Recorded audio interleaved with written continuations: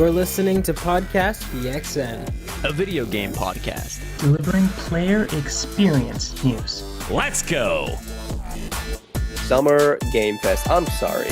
Hot Jeff Summer is finally over, and welcome to Podcast PXN, episode 247. I am one of your hosts, video essayist and video producer at Dual Shockers from Portland, Oregon, Christian Macias. I'm joined over Discord by Kentucky's #1 Spartan, PXN founder, Daniel Prindle, aka Dan is DTM. Dom! Oh, I see why you're doing that. Yeah. Please stand up. He's the president of the Tifa Lockhart fan club and the Nintendo aficionado and artist extraordinaire at Roro. Max is back! We gotta talk about that later. In the show. Yeah. Oh, yeah. And my Latin lover from up above, Gage Dempster. I don't have anything funny to say, so I'll just say, how are you doing?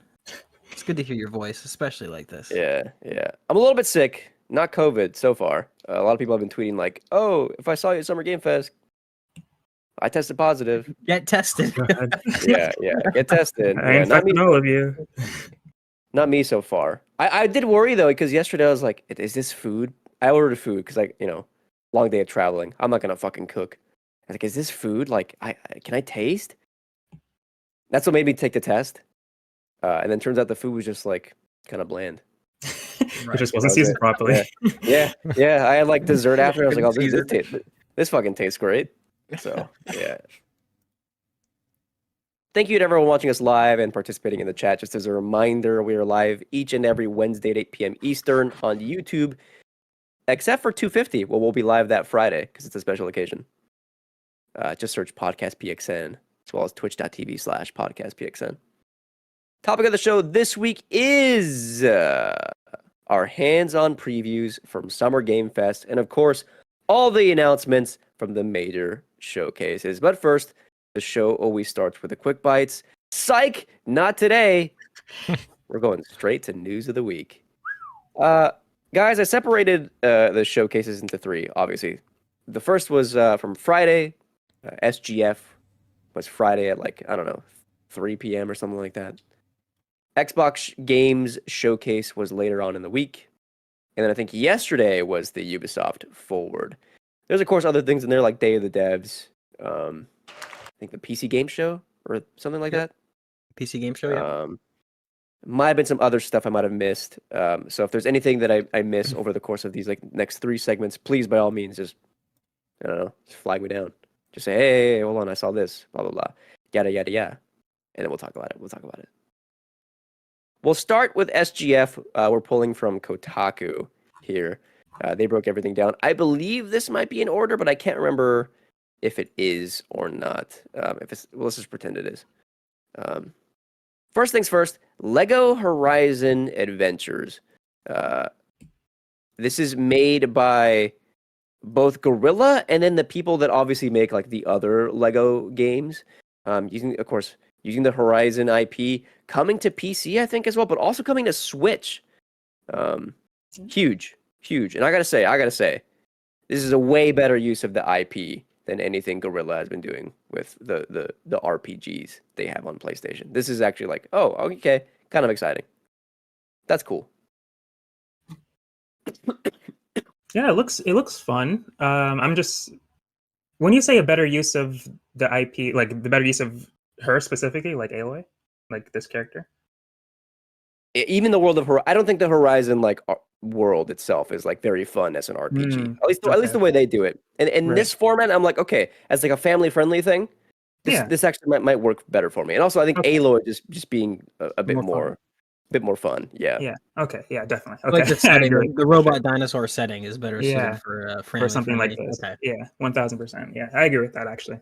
But yeah, this looks like fun, and it coming to the Switch is awesome because obviously it's a PlayStation IP, so it's starting to what Xbox is doing, starting to kind of mesh those or take down those walls. I guess I don't know how much this is going to happen going forward, but this is an interesting development, I think.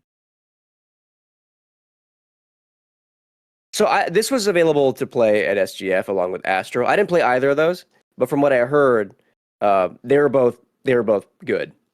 Astro, of course, being the one that is. Well, we'll talk. Well, wait. What's Astro? What? We'll talk about that later. Oh, what was that noise?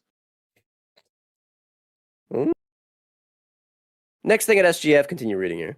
No More Room in Hell 2. I don't remember this game. Oh, Gage does. What's up? What's up with this game?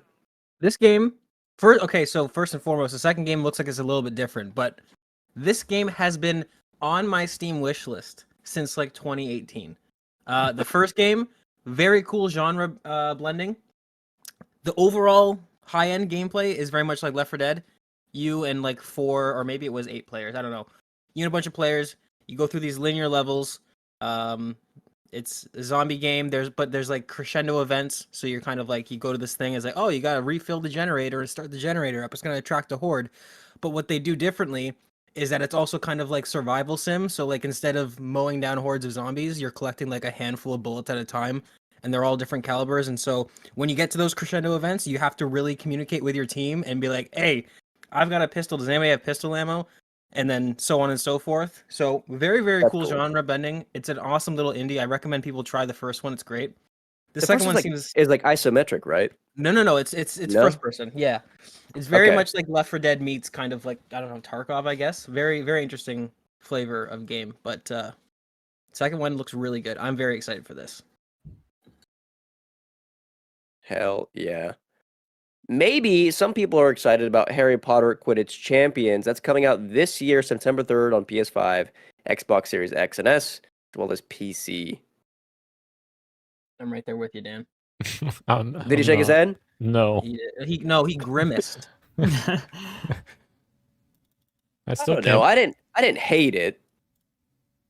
What? Quidditch? Whatever. Someone will play this. Harry Potter, that was like number one. It beat Call of Duty. It's magical cricket. Who cares? I still can't believe I bought Hogwarts Legacy on sale just to be in the zeitgeist, and it's still sealed, sitting right there. You know who can believe that? Literally everyone. You finished Hellblade 2 yet? Well, we'll get to that in the games we're playing. Sick. Will we get to it, Dan? Well. One of my personal highlights for the show was this little game called Cuff Bus. This comes from one developer, the creator of Choo Choo Charles, that like horror game where Thomas the train engine just shows up and does something scary. I don't know. But this is like a multiplayer game where you're like breaking out of prison by just doing various nefarious things, and it's cute, charming, has some humor to it, and I kind of enjoyed the trailer. Yeah, looks like a fun party game that the lads would potentially play for sure. All the lads? All 4 lads? I said the lads. I said I didn't specify. Yeah, he's excluding himself. Like a politician. Like a politician, he's dodging the responsibility of showing up.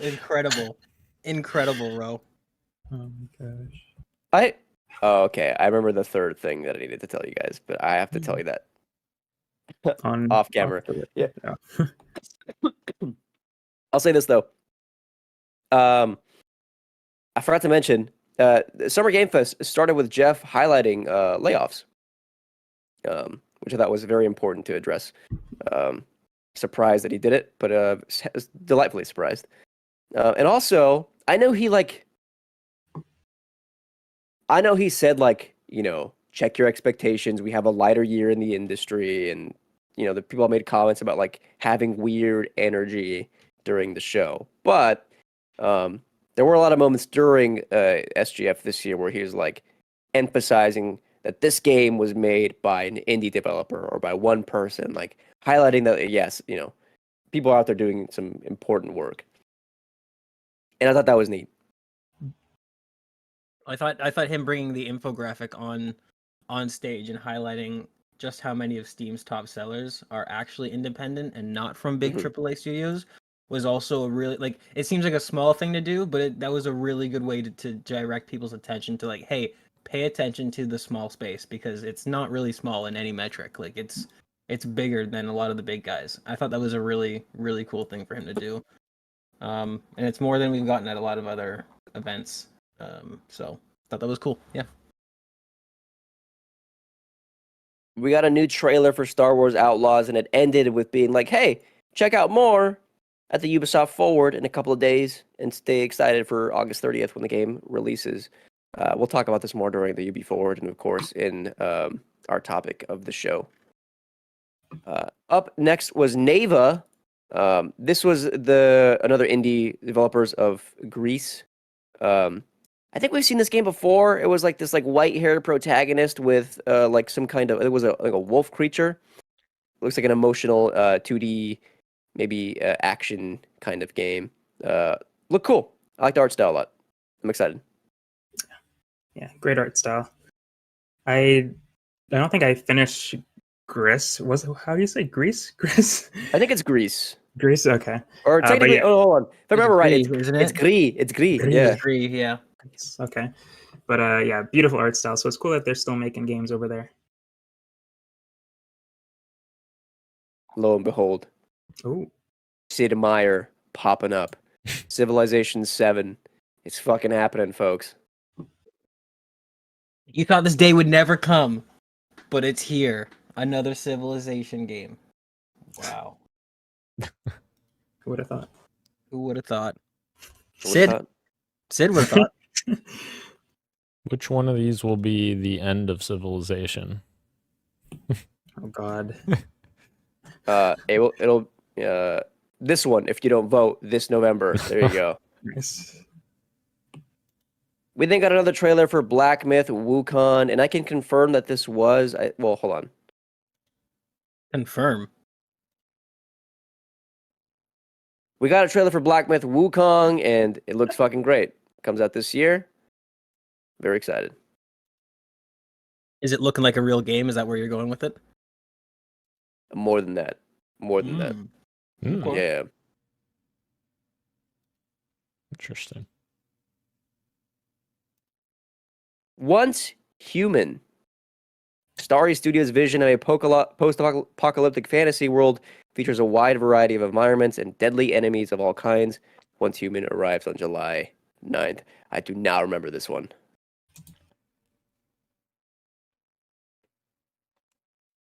And Neither judging do by I. judging by judging by everyone. Okay, cool. Got another trailer from. Go ahead. No, go ahead. I'm moving on. Go ahead. Yeah, we got another trailer for Metaphor Refantasio, which comes out later this year. This is the creators of Persona series, and more thoughts later from me. But I know Ro and I specifically are jazzed about this one. Is that right? Yes, I am. I don't know if I should. Maybe I should save my. I will save my questions for later. But yeah, I am. Yeah. I am pretty excited for this one. I love me some Persona. Love me some Atlas art, and looks like it's doing both of those things. We'll talk in a little bit. Mhm. Jeff fucking edged us at the beginning of the show by mentioning Batman. He's like, "Oh, let's return to the Arkham universe." Yeah, there's a I forgot about this. There's a fucking MetaQuest game coming out exclusively to the MetaQuest 3 that is Batman Arkham Shadow. I don't think I'd be so negative on this if I would have seen anything that resembled what I'd actually be doing in the game, as opposed to a 30-second teaser for the game, all CG teaser. Tells me nothing about playing this game in VR. I mean, not seeing. Go ahead. No, you go ahead. Not seeing gameplay is disappointing, but I feel like Batman's a pretty good. When I think of putting on a headset and pretending to beat people up, what IP would translate really well to that? I feel like Batman's up there. I feel like this is a cool idea for a VR game. Yeah. I think in the hands of the right developers, it could be cool. Hey, you have the array of gadgets. Sorry, Dan. Probably gonna mention the same thing. Yeah, and that's what I was gonna say. I think this isn't one to sleep on because of the developer, because they've got VR experience with Iron Man VR, which I know that wasn't as much of a full-fledged game, but I know a lot of people really liked the stuff in that. So I'm interested to see what they do with this. The only bad thing is you have to have a MetaQuest 3, so probably won't play it. Right. However, Quest I think is the one that is selling the most. Yeah. It is the most affordable option for a standalone headset. Absolutely. We got a trailer for the next fighter pack coming to Street Fighter 6, and it includes some characters from Fatal Fury. And I can tell you the pop in the room was pretty big for this one. The dudes behind me were losing their fucking minds. And I was happy for them. That's awesome. Gage had quite the stiffy for Tears of Metal. What would you call this? A What are these types of games roguelike like? Musou game? I don't know. Yeah. You and Oh, friends it is a taking on roguelike. That's right. Yeah. Yeah, you and friends taking on hundreds of enemies on screen, and it's set in like some sort of alternate history Scotland revolution. Hey, sign me up, man. That sounds pretty cool. Almost like dark fantasy inspired too. There's like some weirdo dudes in there. Right. You know what I mean? And it is co-op. I hope they make the big. I hope that those are supposed to be representations of the British. That would be hilarious. I would love for this to be a cool little. Hey, I feel like I'm Scottish. Fuck the British. Let's fucking go. You're incredible.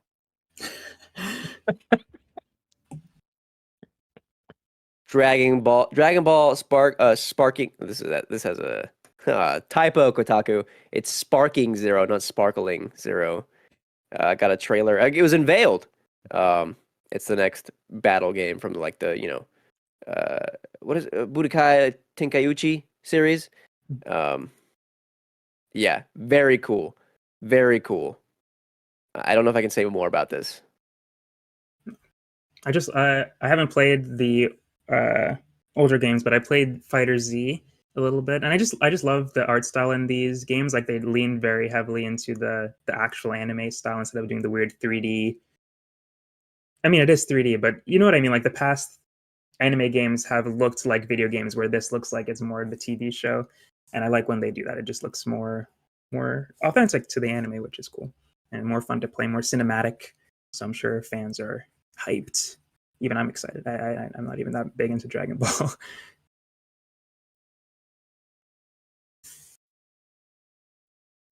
I'll talk to you later, bro. Oh. Delta Force Hawk Ops got a trailer. This one's weird. It's a name that doesn't flow, but it's also in collaboration with Black Hawk Down. The campaign mode is inspired by the real world events and then the movie itself, but there's also a pretty substantial multiplayer extraction mode, which we'll talk about later in the show. And I'll tell you right now, based on what I played, it's good.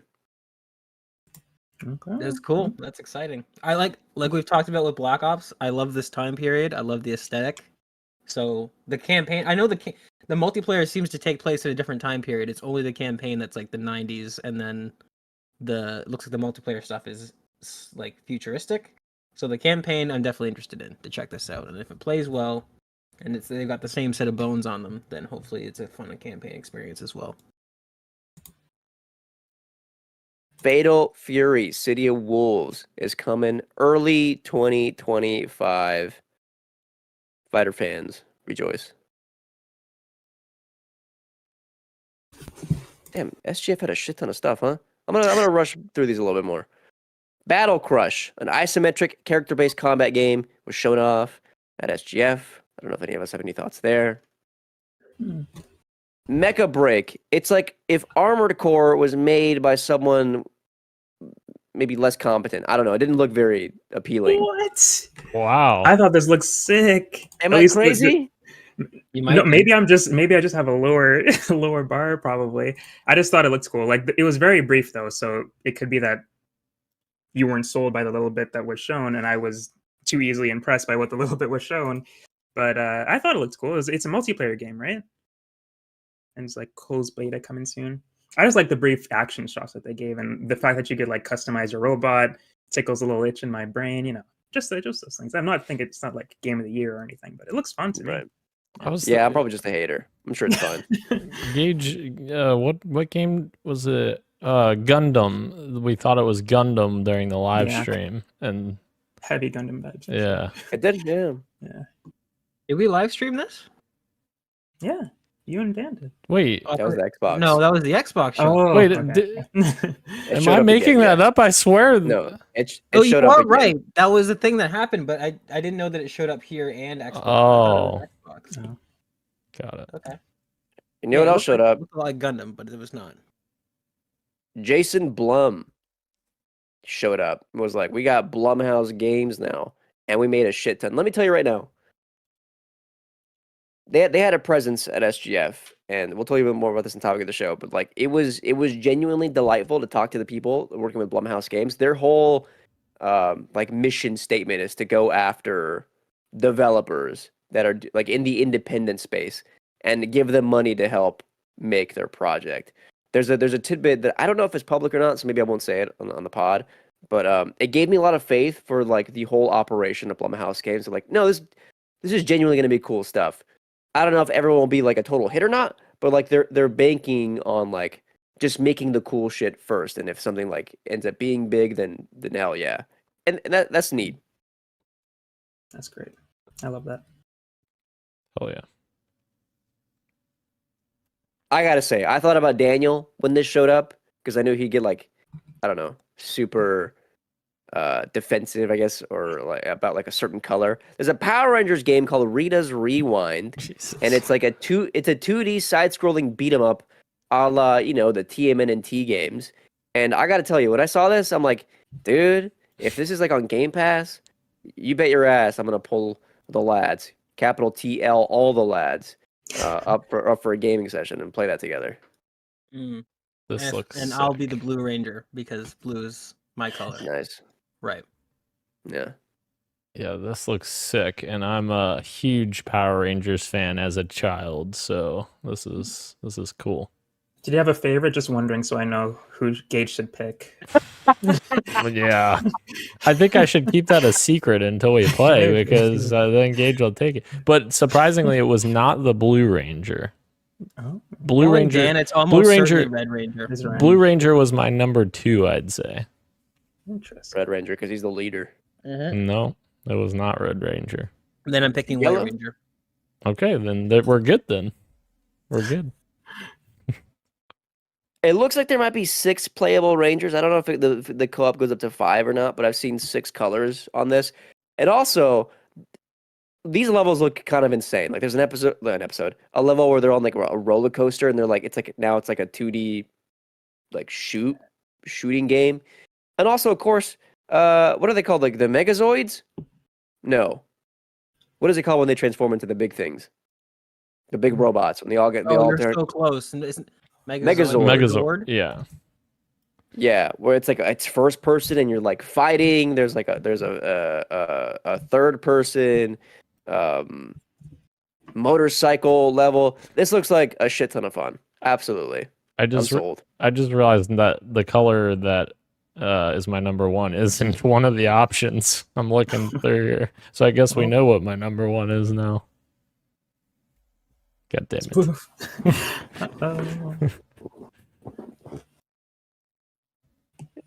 We got another like smaller game called Deer and Boy. Looks like maybe a 2D side-scrolling kind of an emotional game. It was just a cinematic here. We don't know much about this one. Kingdom Come Deliverance 2 got a trailer, and let me tell you, I didn't know this had an audience because I didn't know anything about this game. And again, this is one that like definitely popped from the people around me. I kickstarted the first game and never played it. Shut up! Why do you keep outing yourself, huh? I know. I've not played this game, and again, locked to first person medieval games. I prefer third person, so I probably won't jump into the sequel. But I will say, from people that I've talked to, I've heard nothing but good things for the first one. If you like a in-depth character RPG, but I can't play melee games in first person. Sorry, I will not do it. Sure. Boca Game Studio Inc. Had a new trailer for Slitterhead. And apparently, with an interview from the developer, the more people you like sacrifice, the better. So there you go. I don't know what this game really is. you're like jumping from person to person, controlling them, and you're fighting like giant like monsters in Japan. Yeah, this one was a little strange. It might play good, but it is a weird showing. I feel like the trailer didn't do it justice. If it is good. This is the only thing I can say about that is not under embargo is that Boca Game Studio was at SGF and they had beers that they made, like homebrewed. They had 2 different beers. They had an IPA and they had like a Chinese spice beer. And they're both delicious. Hell yeah. Killer Bean. It wasn't the first time this game we've seen it, but it's the first official trailer. I know that for sure now. I gotta tell you, man, I'm so fucking in for this game. Every time I see it, like I've seen it twice. I can't fucking wait. I'm so in. Unfortunately, I don't think I said anything. Oh no, we weren't. Never mind. We didn't stream this. Right. I'm getting it mixed up now. When I was watching this, I started grinning from ear to ear. Not because this game looked like anything I was gonna touch, but I was like, man, if I had a goal of making a trailer to get money from Christian Macias, I don't know that I could design a better trailer. Max Payne inspired, third person, but also sometimes first person. I think it's like level based, but some of them are like procedurally generated, so like it's never doing the same thing over and over again. There's a shot where like he like jumps up and catches a grenade, and then like slam dunks alley oops and like slam dunks on the ground. Oh my god! Yeah. What a trailer, huh? The hand to hand. Yeah, look at some of these fucking takedowns. Sorry, I'm watching the trailer again. Can't wait. We had a very emotional trailer for a third-person climbing game called Cairn, and this really spoke to me because I'm super into climbing games. The more like mechanics you introduced and make like climbing the actual experience of the game, the better. I played Jusant, and like it was like just simmy enough, but it's still very arcadey. Cairn looked very much like you're controlling the fucking limbs. You got to be careful with placements. Like, yeah, absolutely. I'm there. We're not even halfway through the announcements of Summer Game Fest yet. Ooh, here we go. Wander Stop. Actually, we gotta stop it. Wander Stop is a game developed by Ivy Road. It's their first game. Annapurna Interactive published from the creator of the Stanley Parable and the Beginner's Guide. Very excited about this one. No one to know about playing the Stanley Parable. No one to know about that game. This will have some twist. Very cool.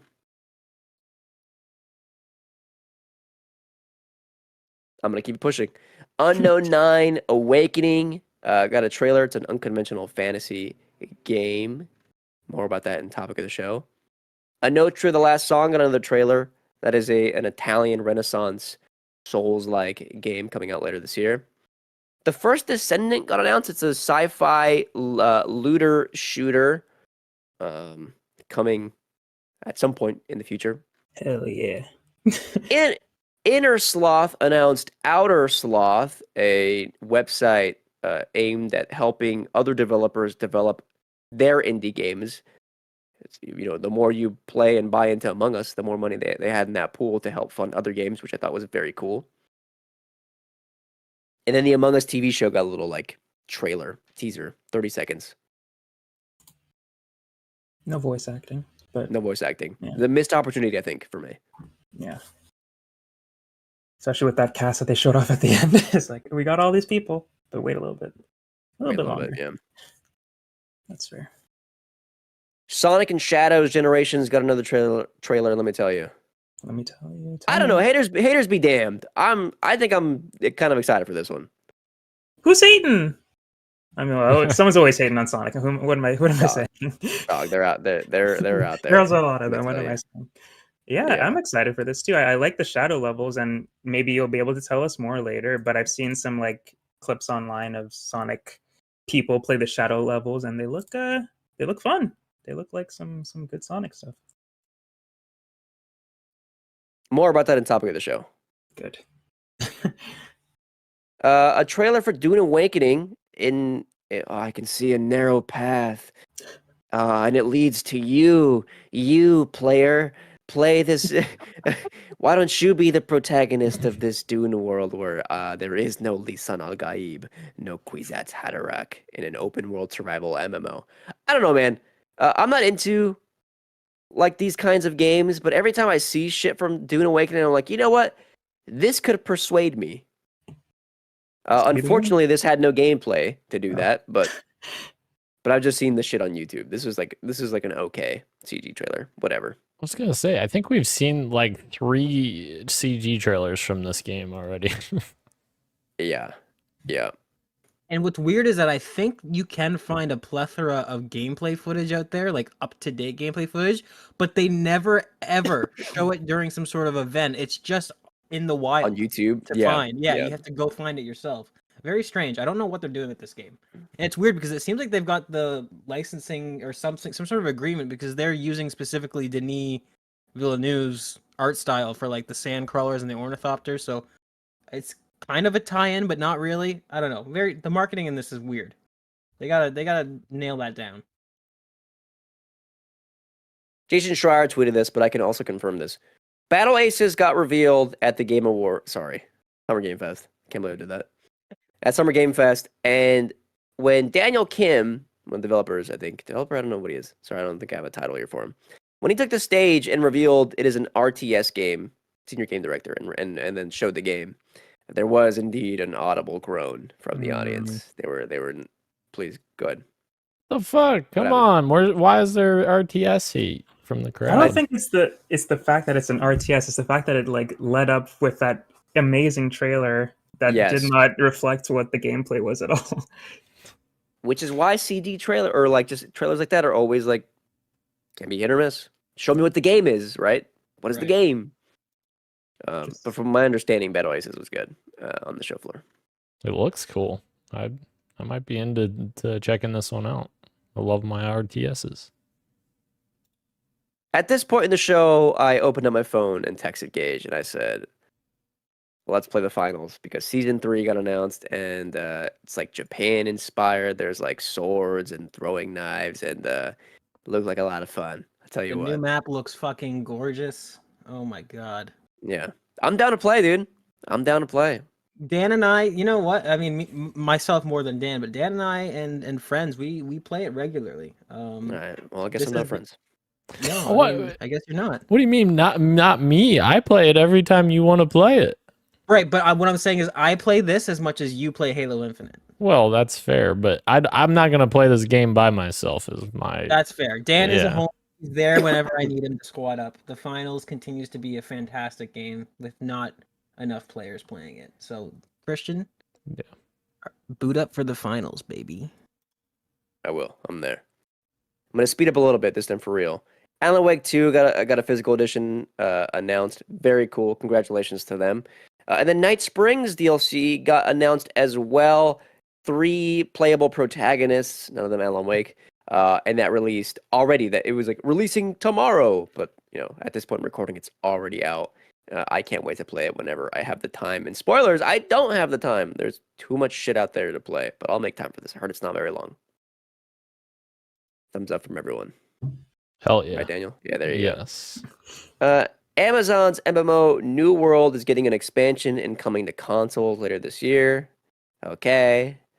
Honkai Star Rail is getting a new patch. Fuck yeah. Okay.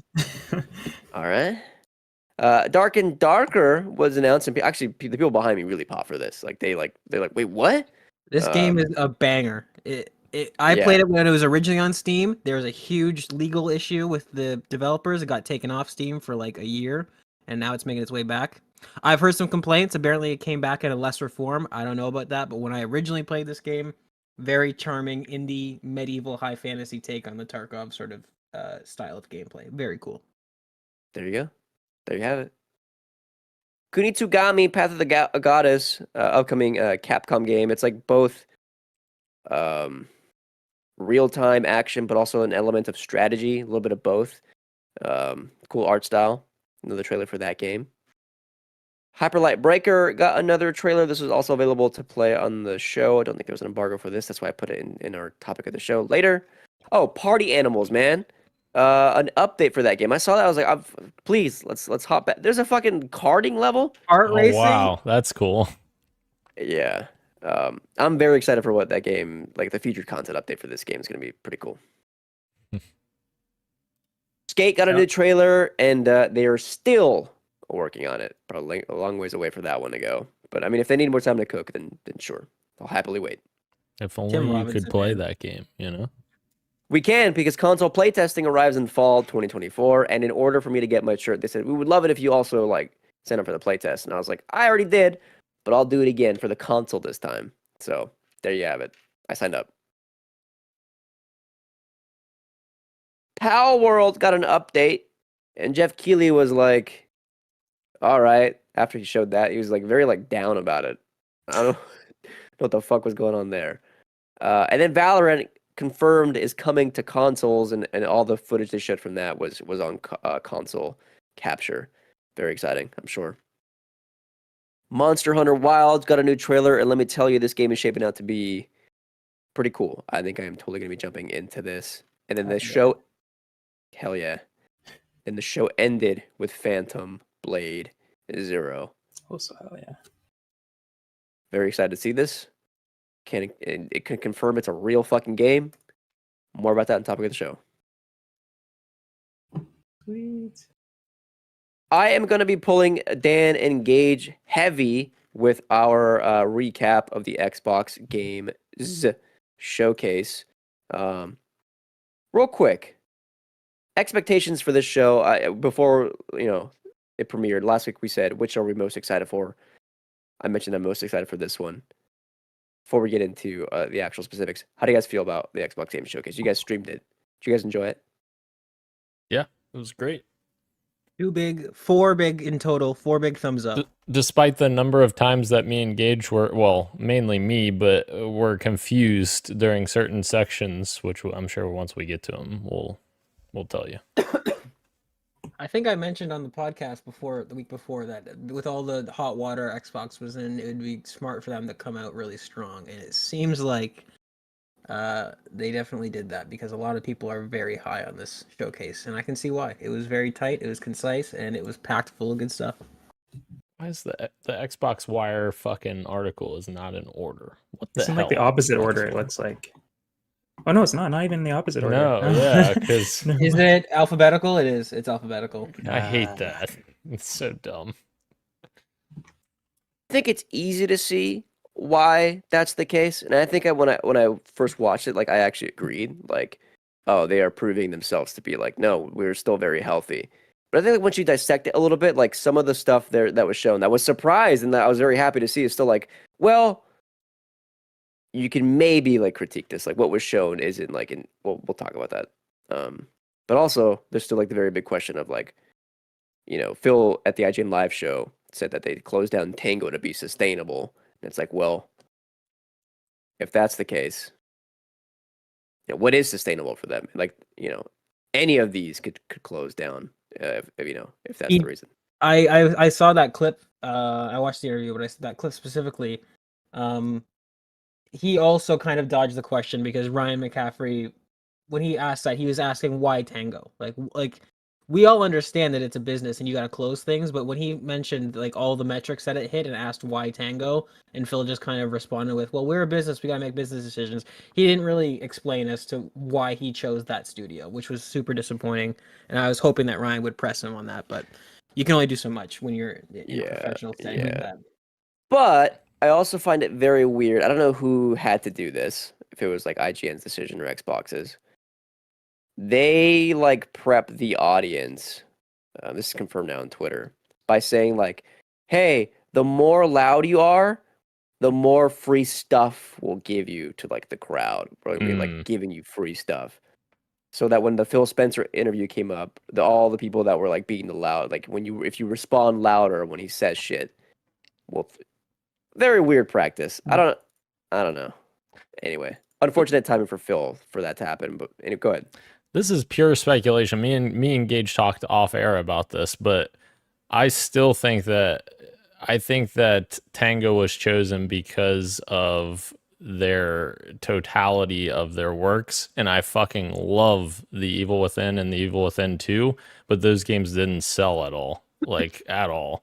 And Ghostwire didn't do well. So effectively, Hi-Fi Rush was their only success, and that game is already a bit niche, I think, for like the mainstream. Like, I don't think that mainstream people are going out to buy that. So I would suspect that that's why, but I don't know why Phil wouldn't, kind of be a little bit more, transparent with that, unless, there's some reason why he doesn't want to, whether it's legal or if, I don't know.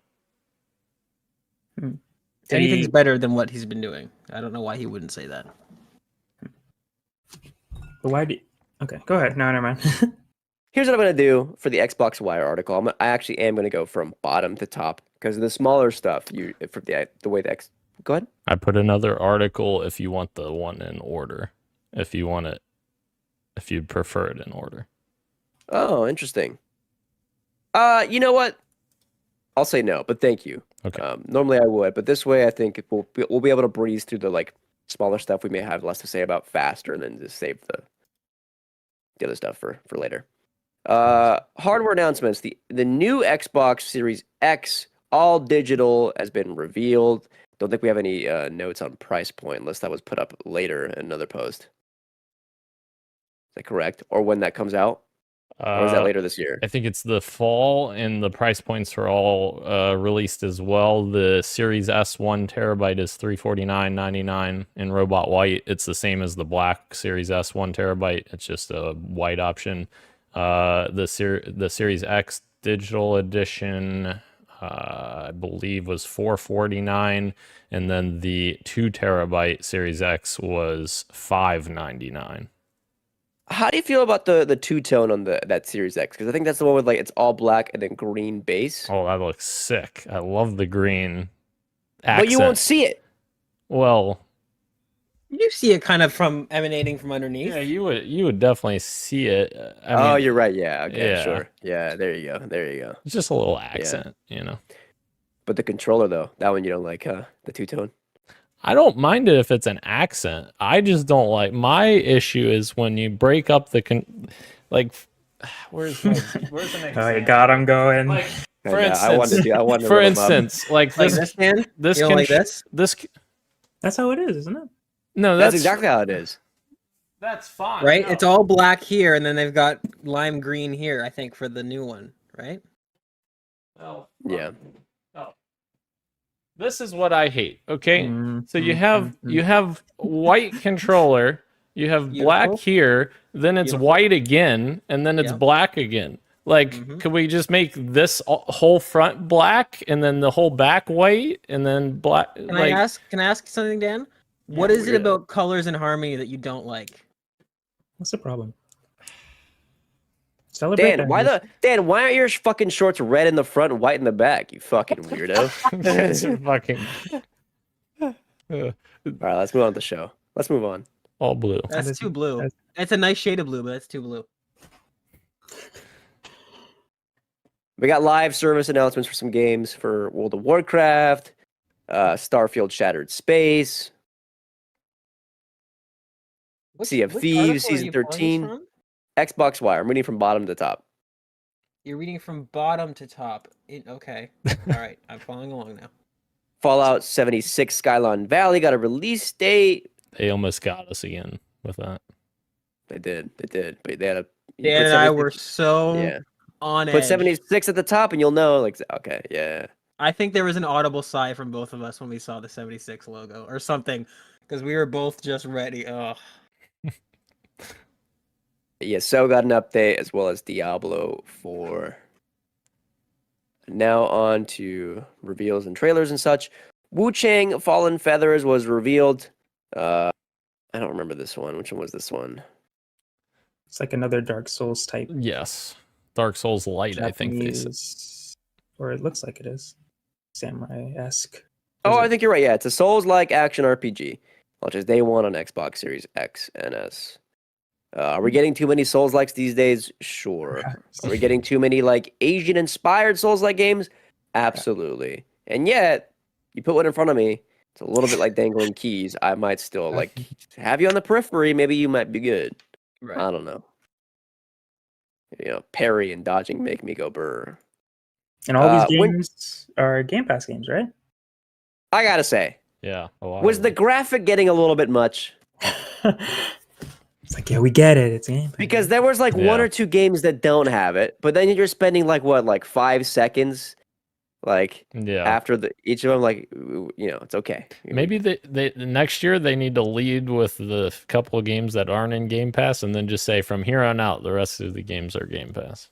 Or even talk about it after the fact in Xbox Wire, right? Like just give the games their time because they already save a lot of crucial information, like the pricing on the new hardware that didn't come out until they saved that for the Xbox Wire. So like, why not just show a bunch of these cool games and then afterwards you go to look it up on the Xbox Wire? Oh, I don't have to pay for this. Cool. Well, hold on. When the splash screen of the game comes up and it says either the date or the platforms, it'll always say Xbox and Game Pass and PC. So you already know it's coming to Game Pass. True. I don't know if I need the additional splash fade in and then coming to Game Pass and then fade out. It was. We just saw it was on Game. I don't know. I'm just being a hater, because I'm very happy that it seems like Game Pass is thriving. If this is the case, we've made our critiques before, but come on, there's a lot riding on this. Well, we'll get there when we get there. Please, probably one of the bigger stuff on this Xbox Wire. Winter Burrow is a cozy survival experience game inspired by a love of nature that's coming early 2025. The Xbox Game Pass, Xbox and PC. Let me tell you, man, this fucking Stalker 2 trailer had me. I can't wait. I can't fucking wait. Yes. I gotta play it, dude. I gotta play it. I super pumped for this. Gage and I were saying the same thing on the live stream. We're like, this looks fucking awesome. I think this might be the single trailer that I was most sort of taken aback by, in a good way. You know what I mean? Just kind of wow, this looks better than I was expecting it to. The gameplay looks silky smooth. Because people forget this isn't a shooter. These games are RPGs. This is a fucking open world sort of slog you got to go through, and the game looks smooth as butter and gorgeous. Very excited for Stalker 2. Coming in 2025, this was my personal game of the show. This comes from developers Beethoven and Dinosaur, developers of The Artful Escape. This is Mixtape, an indie game they got the rights to a lot of different artists, including Devo, Lush, Smashing Pumpkins, Joy Division, Sushi and the Banshees, Iggy Pop. This is entirely my type of shit. Very excited that a lot of people also are excited for this game, including fellow sicko and Nintendo aficionado Roshan Werner. Yes, this is my Life is Strange is in here too, so I better watch my mouth. But this was really close to a game of the show for me as well. I just the vibes are there, man. I just love the vibes, immaculate vibes. I think is what I said in the chat when I was watching Gage and Den watch this show. And it's funny that it's close to being my game of show without any gameplay, I guess. Maybe it was gameplay, but I love games like this where it's just an experience and the art style is amazing and just get lost in the story. So I'm looking forward to it. I love the character designs and again, immaculate vibes. I love it.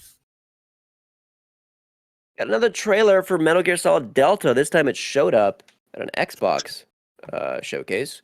We also got confirmation that Virtuous missions are going to be returning at MGS Delta. No date yet. I think there was some kind of rumbling that it might come out later this year, but I think that was confirmed false. Yeah. These games are always goofy as hell. I was telling Gage while we were watching, I'm like, the dude's laying in mud 6 inches from the enemy, and he somehow doesn't see him. That goofiness is what has always turned me off. You don't understand. You can cover yourself in the mud. That's a mechanic. Right. And then you have a percentage for how camouflaged you are. And I get think that. The issue was that he was protruding from the mud, pointing the gun at somebody's face as he was walking by. But but also at the same time, that's just video game logic. Right. That's just you're camouflaged, and now you're camouflaged. You could make the same argument for Splinter Cell walking around with this fucking glowing green suit with his light bars and what was that noise? Must be Well, that's good. infrared. That's infrared. That's different. Don't get it, Dan. In the first game, Psycho Mantis can read your memory card, and you have to switch controller ports to fight him. Come on now. Mecha Break revealed. No, it was at SGF. What are you talking about? But yeah, I had another trailer, and this is where Dan was like, Gundam? No, Gage. Gage said that. Gage was like, Gundam? Because What an idiot. What a stupid idiot for thinking that this was Gundam. Who would watch this and think Gundam? God, I'm just the worst. Fool. Agreeing with Roshan, indeed, one of the best reveals out of nowhere was Life is Strange Double Exposure, a murder mystery starring returning protagonist Max Caulfield. Holy shit, I'm in. So in. This girl can't catch a break, man. She keeps having to save her friends that keep dying, or potentially. True. Can I ask you guys a question? At what point do we start investigating Max? Like, why did your friends keep? Why do all of your friends keep dying? Oh my goodness. Well, it's technically only 2, but it is only 2 crazy friends? that it happened twice. If I said, "Ro, nice to meet you," I've only had 2 of my close friends die near me. You're gonna be like, "Oh, it's only 2." It's actually more than that. In the first game, her powers start because someone in the school got shot in the bathroom. That's true. Right. And then, like, later in the day, someone wants to kill themselves, and you have to stop that by, like, convincing them not to jump off the. True. Yeah, maybe we Yeah. should investigate Max. Never mind. Yeah, That's true. A lot of people are saying that it doesn't look like Max, which I kind of agree with, but at the same time, I'm glad they upped the graphics. You know, that's okay. It doesn't look like Max. Bitch, first of all, 1, she's older. Exactly. And 2, graphics a little bit nicer. Graphics a little bit. Compare what they're doing to what Telltale did, and the fact that they've done like 3-4 games, and their graphical fidelity has improved like tenfold compared to like I love Telltale, but man, they put out fucking 20 games and they barely got any better from the first one. The one part of this. Oh, sorry. Go ahead. Go ahead. I was going to say that I think this is that is true, but I think this is Deck 9 now instead of Don't Nod, who made the first game and the second game. Oh, yeah. So it's a different developer technically, but these are the guys who did True Colors, which also looked a lot better than the original one.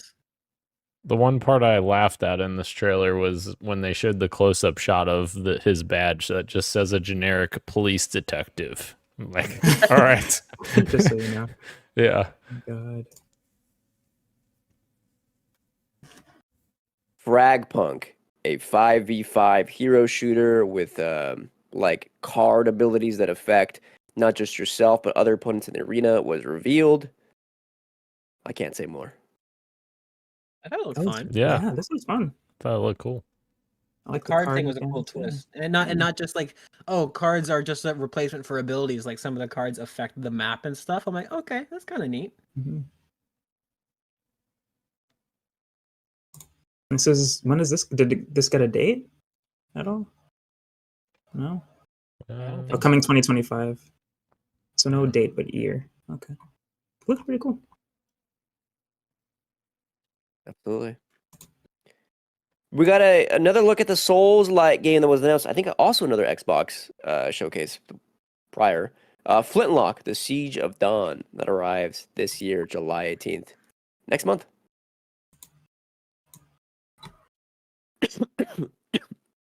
We need a Dragon Age. game. Thank you, Daniel. We do, don't we? Enough. All right, we get it. Dragon Age: The Veilguard got another trailer, but also got some more stuff. Where did it get more at? Ubi's thing? No. No. I think they did it on their own, I believe. PC gaming, maybe? I don't know. It might have been. But I think that was today or yesterday. BioWare, right? Gameplay premiere was yesterday.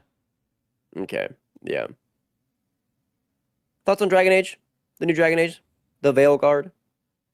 I'm interested. New art style, yeah. Different play style. Yeah, I played the first 2 games. I played the first more than the second one, and then I didn't play Inquisition at all. But I really actually enjoyed the party system, and I don't normally enjoy games that have the party system, so I'm interested to see more from this game, see if I'm going to be interested in going back. Mm-hmm. Hopefully BioWare can turn it around. They've been on a rough stretch.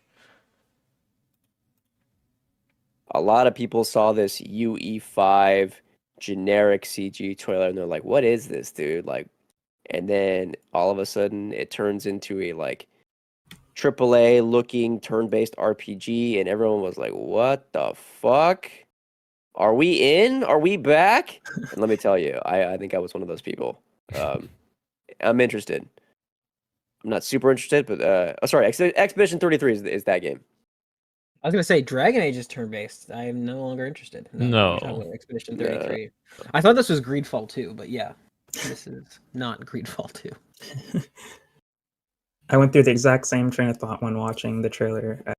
Christian just mentioned, like, I was like, oh, this looks really pretty. And then they started doing a lot of walking. It's like, okay. And I think Gage literally mentioned, it's like, oh, wow, they're walking. It's like, oh, running now. Interesting. That's exactly what I was thinking. And then like Christian said, they showed off the combat. I was like, oh, this looks fun. This looks pretty, like this, like the combat looked interesting. And I liked the world that they were setting up in the walking parts. So put those two together, hopefully you have an engaging game, but have to see more for sure. We got to look at this like sci-fi open world, maybe sci-fi kind of immersive simi game called Atomfall. Inspired by a real-world nuclear disaster that occurred in northern England in 1957. You explore a fictional storyline where you find yourself in the quarantine zone 5 years after the event. I'm kind of curious about this one. British Fallout, perchance? Yeah. Yeah, I think Gage and I were combining Fallout with what was the other one we were combining? I can't remember. I can't even. But yeah, it looks cool. It looks very cool. And then we got Assassin's Creed Shadows' first gameplay glimpse, but more of that UB forward and more of that topic of the show. Until then, State of Decay 3 update. Gage, talk to me. I don't have to shave my head for the show, so it was a good day. No gameplay. Well, yeah, they're doing the whole kind of like there was a few times where the camera would snap to behind a person, and I'm like, okay, this is probably like reminiscent of what the gameplay will look like, but we didn't see any HUD, we didn't see any sort of unedited gameplay, we'll say. But the graphics look better. And I wish I would have seen more, if I'm being honest, but at least we got to see what the visual tone looks like, and yeah, I mean, I'm excited, man. I think this franchise has a lot of potential, and each game's getting better and better, and apparently behind the scenes, this game is really shaping up, so color me excited. We have a lot to get to, so I'm not going to read this, but Clobril has a bunch more details he posted on his Twitter account about this game as well, so I definitely recommend checking that out. One of the tidbits is the Coalition is assisting them with Unreal Engine 5, which is very good because Coalition is pretty much technical wizards with Unreal Engine, so... They are masters of that engine, absolutely. Apparently, they just help everyone now with Unreal Engine. That's what's being talked about, that they have a separate team just for Unreal Engine that helps first-party devs. Compulsion Games showed off the first gameplay for South of Midnight, and I got to tell you, I was originally pretty disappointed that the art style from the cutscenes was entirely absent from the gameplay. I was a little bit bummed. Huh? What? Was that crazy? I think that is crazy. Yeah. What? Is it not? I thought that's exactly how it looked in the trailer. The how would you call it? Like being animated on twos. I'm pretty sure when she was running around, they kept that. Right. Yeah. They did. Oh, am I crazy? Yeah. Yeah. Definitely. It definitely is. It looked like it was, but I think I saw people saying what Christian's saying as well, where they wish it was like that, how the cutscenes looked in game. But from what I saw, it seemed like she was moving like a little bit not slower than the boss, but it looked like she was animated differently. So I don't know. It's hard to do that for combat though, wouldn't it? Wouldn't it? Well, and that was what I ended up. Yeah, I think she is animated like that, but thinking back Right. on it, I think maybe the enemies aren't, and maybe for things like readability and iframes and stuff like that, where it's like you just can't. But she is absolutely like 2-frame animated, because she's when the gameplay demo starts and she's just jogging, it's very noticeable. yeah, and I'm looking at her attacks against the monster, and she's like definitely doing like she's hitting those frames a little bit slower than or more harder than the boss. It looks like, so it looks like they were able to keep it for her. yeah. But not the. This is a personal thing where I just felt like that discrepancy lost a bit of Yeah. that charm for me. For sure. But otherwise, the gameplay looks like solid, and I would gather that like you would have to make that compromise, like if you want like this kind of gameplay, and if that's the case, and it makes the gameplay like feel and run better, then absolutely. Yeah, I think this game looks sick. I'm very excited for this game, and obviously Compulsion had a very hard way to go with We Happy Few, which had a really cool story premise, but then the gameplay was kind of dumb. So I'm excited to see a cool story and gameplay mix here from them. I'm rooting for them. I'm like, yeah, because they had you nailed it, Dan. I'm rooting for them. I want them to be successful. And there's just something about this character design, like this. I think her name's Hazel. I'm just in. I'm sold. I'm in. I will protect this woman with my life. It's also a setting you don't really get a lot of either. Yeah. You know. Yeah. Very cool. Let's get spicy with the next one. Yeah. I gotta say, Perfect Dark got another gameplay. Did not expect Perfect Dark to show up here.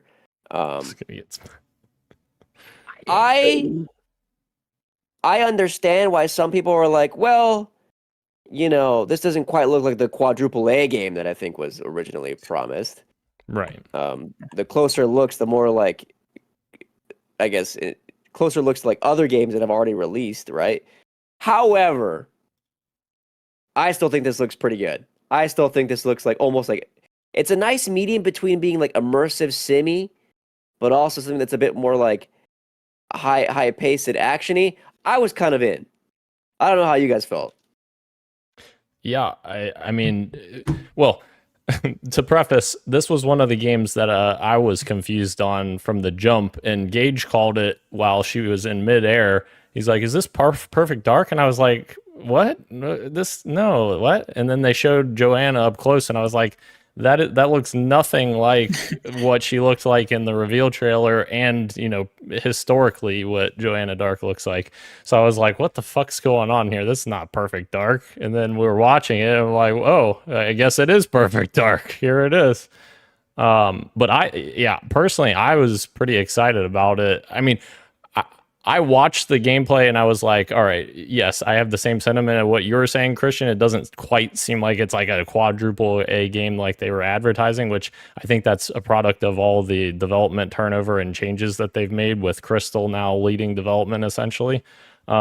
So yeah, I'm still very excited about this game. And then we got more information as well after the show, which again, go to Clobro's Twitter account. He has a ton more information on this game, and it has me very excited for Perfect Dark. It's strange. I've looked on Twitter and like kind of seen the feedback online.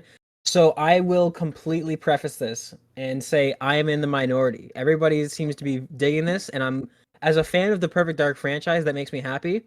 But I don't know how to explain it because it just like as plain as day looks like it to me. But like, man, I was seeing some of these animations and it looked like a mobile game. I think that what I saw the gun looked very blocky and wasn't lighting right and looked very chonky and weird. And the takedown animations, everybody was loving the takedown animations, but I'm like, this to me looks like a mobile game. I don't know what everybody else is seeing. I love that Perfect Dark is getting hyped, and I know I'm in the minority here, but I was super disappointed with what I saw. The write up afterwards and like sort of them describing what the game is gonna be like, I think sounds good on paper, but I have yet to see anything that I think matches that sort of thing. So I don't know. This one was weird for me.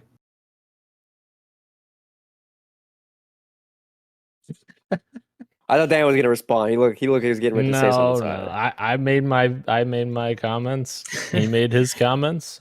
We just disagree. Hey, most of the internet agrees with Dan too. Like I said, so it's just me being me, I guess. We were watching it on the live stream back again, and I was like trying to figure out what Gage was talking about in terms of the animations, and I personally don't see it. I don't know how to describe it because I can't see I get anything it. other than what I see, where I'm like, this looks bad. It's like if you remove, they do it like where if you remove a couple frames to make it look like just a bit like snappier and punchier, and it has that like just maybe a little bit of a disorienting effect. It is also a game, to Gage's credit, like the closer you like analyze that game, if you like zoom in a little bit, the like weirder some of the like textures in that game look. Like it looks like it's still like pretty work in progress. It looks like when the enemies are dying, it's not a mocap animation and it's not physics. It's like somebody just kind of frame by frame was like, this is how a person dies, and then they just kind of do this weird flail and fall, and I don't know. It doesn't look good to me.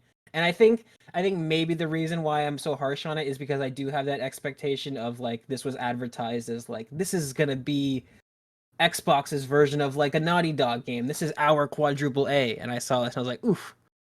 The fucking Gears 6 looks leagues ahead better, or Gears 5, sorry, looks leagues better than this. This is rough. But I'm rooting for it. I would love for Perfect Dark to be back again, because man, that first game especially was just fantastic. For the sake of time, we'll move on to Flight Sim 2024. It's coming out November 19th. Very excited for that one.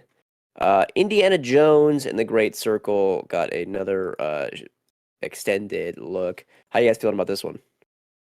I think this trailer again got me very excited for it. I love the cheekiness of it, and Machine Games I think absolutely has killed it, so I trust the hell out of them. And I mean, this was a largely cinematic trailer, but I'm very excited about it in terms of Machine Games making this. It's a big day for boomers everywhere for this game. Well, I'll say this, from what I've seen of this game, and of course I watched Dial of Destiny. That was James Mangold's movie. This one feels closer to Spielberg than the latest Indiana Jones, which I think is impressive. Like if they were able to capture that energy, that's huge. Anyway, speaking of Gears of War E-Day was revealed. It's, I guess you could call it somewhat of a prequel since it's set before Gears 3. Correct. No, it's set before the original game. Set before the original game. Yep. Jeff Keighley out here spreading lies that what you saw wasn't real. And then unnecessarily doubling down, which is the strangest thing to see. Holy.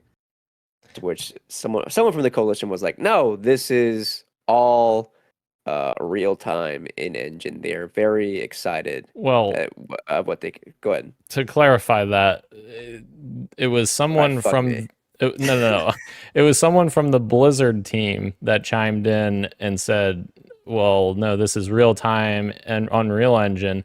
But then there was more clarity that it came out that it is not real time, but it is in engine. So either way, it was weird of Jeff to just randomly point out and say this was made by cinematics.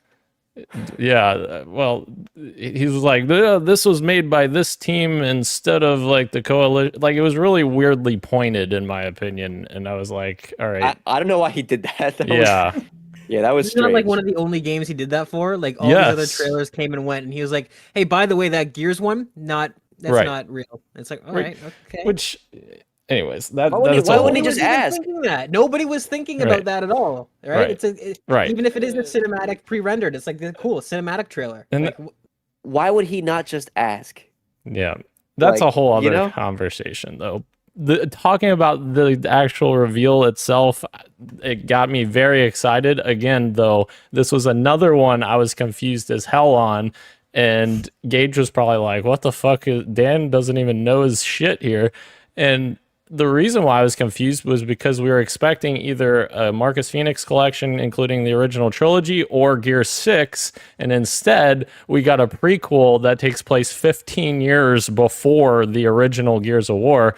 So we're seeing Marcus and Dom 15 years younger. So I was confused as fuck because Marcus's headband gets knocked off at one point in the trailer, and I'm like, is that JD? Because JD's his son who is in Gears 4 and 5. And I'm like, is that fucking JD? That looks like fucking JD. Like, I'm so confused right now.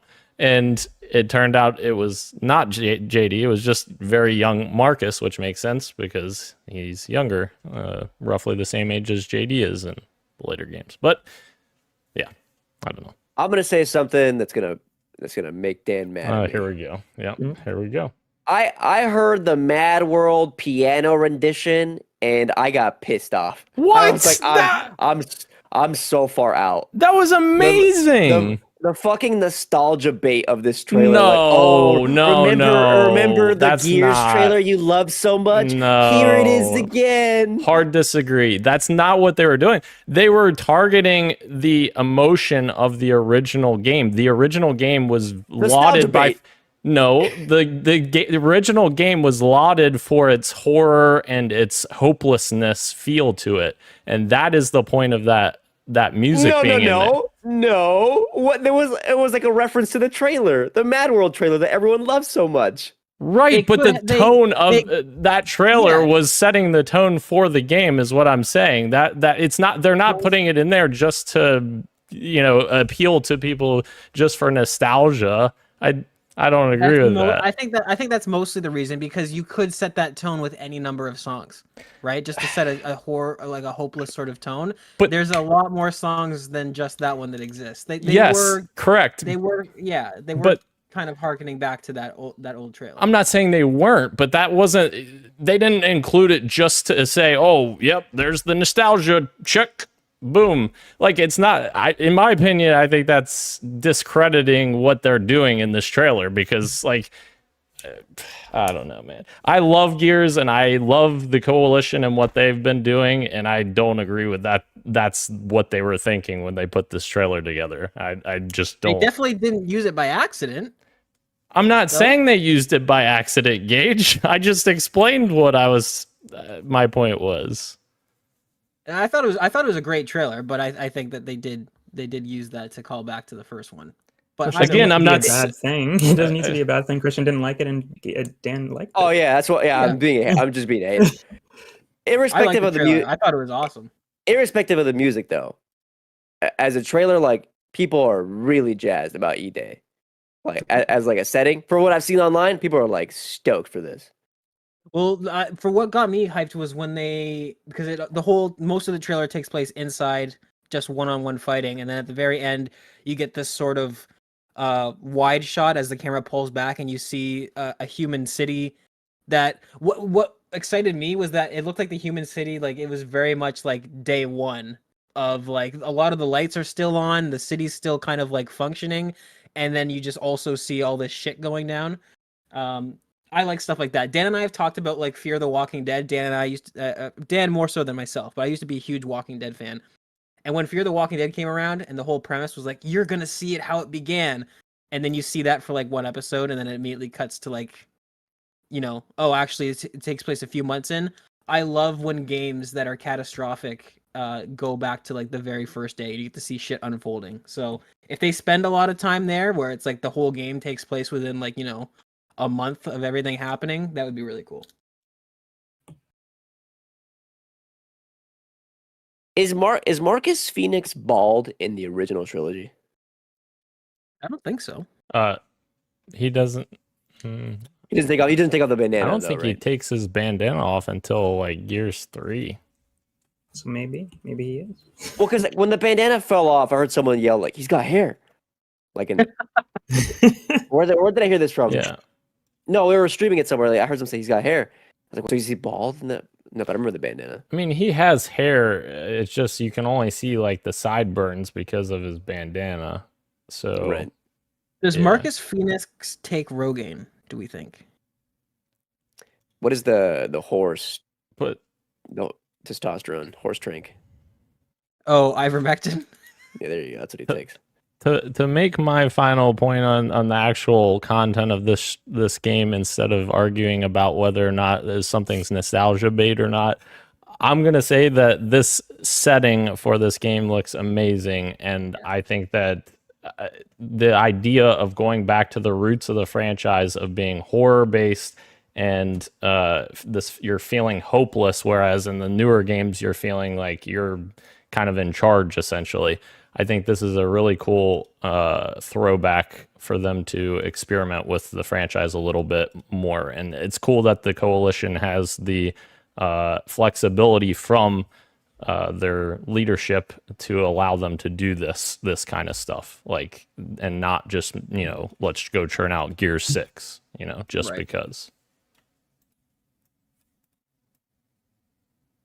We then got another trailer for Playground's Fable, which again, this is one I was not expecting to be here either, but it's another trailer with, I think, more like shots that do look in game. I know Gage and Dan, the first time that got released, we're having a back and forth as to whether or not that was in game, but I stand functionally corrected. look the same. Like it does look like it's like in engine, like running real time.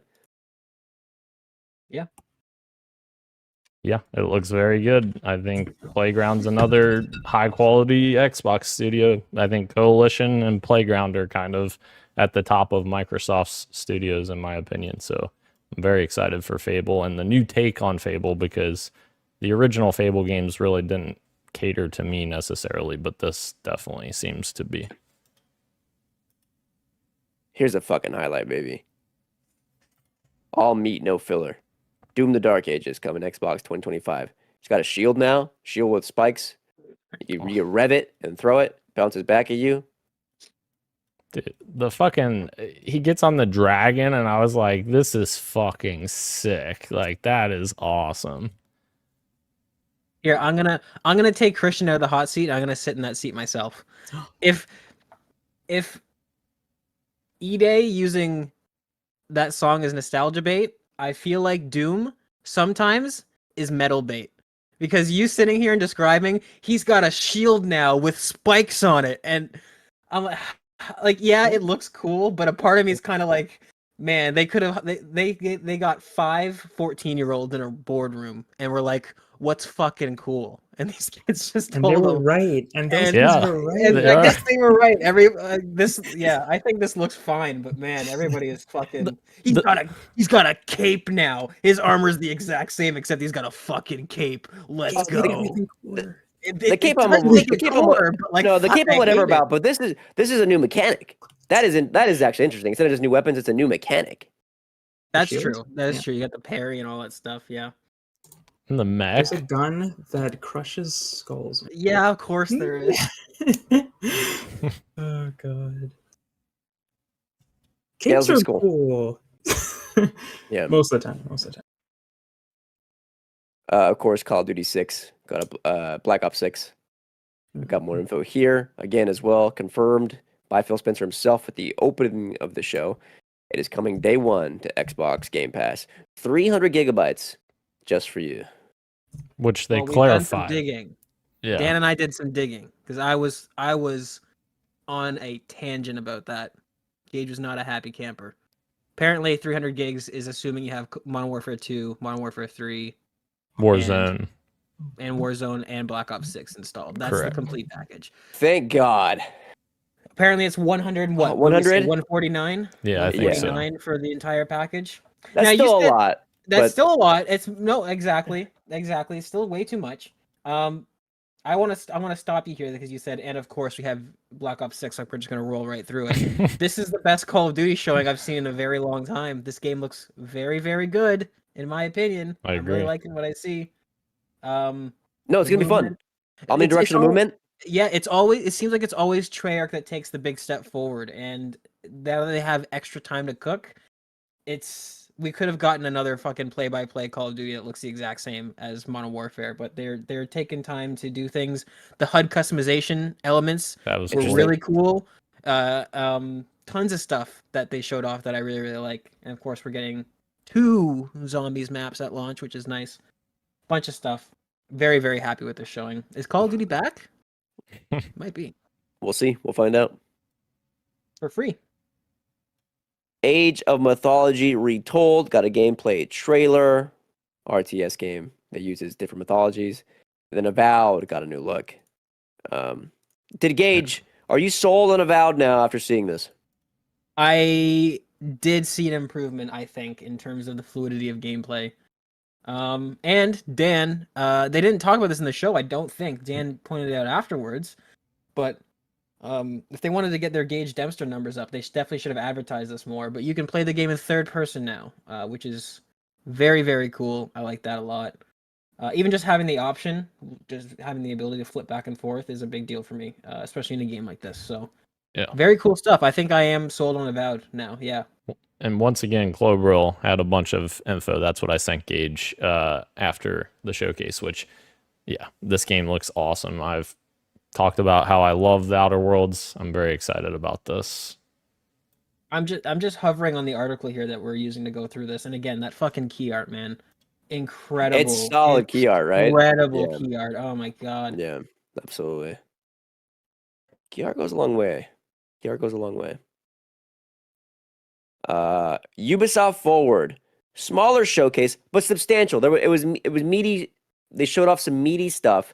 The two I'm referencing with that is, of course, Star Wars Outlaws, and then Assassin's Creed Shadows. Let's bundle those into topic of the show because I played and saw both of those. That way we can get your guys' both reactions in there as well. I will be right back. Okay. Continue. Dan, then you and me get to make fun of Prince of Persia getting re-revealed, sort of, with like a teaser that said it's coming in 2026. That was crazy to me, dude. Mm-hmm. Yeah, because I guess they restarted development, we heard, with a new developer. Yeah, which, yeah, why would you reveal this with just a splash screen that says 2026? Like, you could have held on to that, Ubisoft. I think so. Because I think having that day be like, okay, somebody made the joke, like, you're announcing the game is in development now. It's been 7 years and you still have, like, essentially nothing to show. Which, that's rough. That's rough. Yeah, but I mean, you know, if this is any indication based on like the art style of this, you know, CG trailer, it seems like it may pan out. We'll see. I guess we got to wait and see what it ends up looking like. That one's tricky for me because Dead Space Remake was awesome, critically well received, but it didn't sell well. Right? Because, you know, EA did their reports, like, it, you know, wasn't as financially feasible as they assumed it would. This is now being 7 years deep. Like, is it worth to release a game that might not do well either? I don't know. I worry is what I'm trying to say. For sure. Yeah. Just make it good at least. Just make it good. Sure. Yeah. An update for 2 more Prince of Persia games. The Lost Crown got story DLC, a little teaser trailer for that. I don't know if there's a date on that. Sorry, this September is when that releases. And then an update to the early access game, The Rogue Prince of Persia, was also revealed. A new biome, Temple of Fire, and some more weapons and such. X Defiant got a season 1 reveal. I am super tuned out of X Defiant. I don't know if this is one for me that I'm going to keep up with. Yeah. Might have more to talk. Well, maybe next week. What is this? Anno 117 Pax Romana. That's isn't that the RTS? Yeah, that's the RTS game. It's like they have a this is a franchise. They've made other ones before. But this is the first one, I believe, in the Roman times. Yeah, it's a kind of middle of the road RTS, I think. Are there any more major announcements that happened that I missed this weekend? I don't know if they're. I mean, I'm sure there's plenty. There was a speculation before the show about something Halo related, but I would say we should save that for next week because we're already running super late. Okay. And that's something me and Gage can talk about. I'll be on vacation, but I can talk about that remotely. I mean, I'm just waiting for either of these two to get back so we can talk about some of the topic of the show stuff. That's true. Wait, did you talk? Well, I guess you're saving Outlaws for the topic of the show. That's what I am. I have to. That's fair.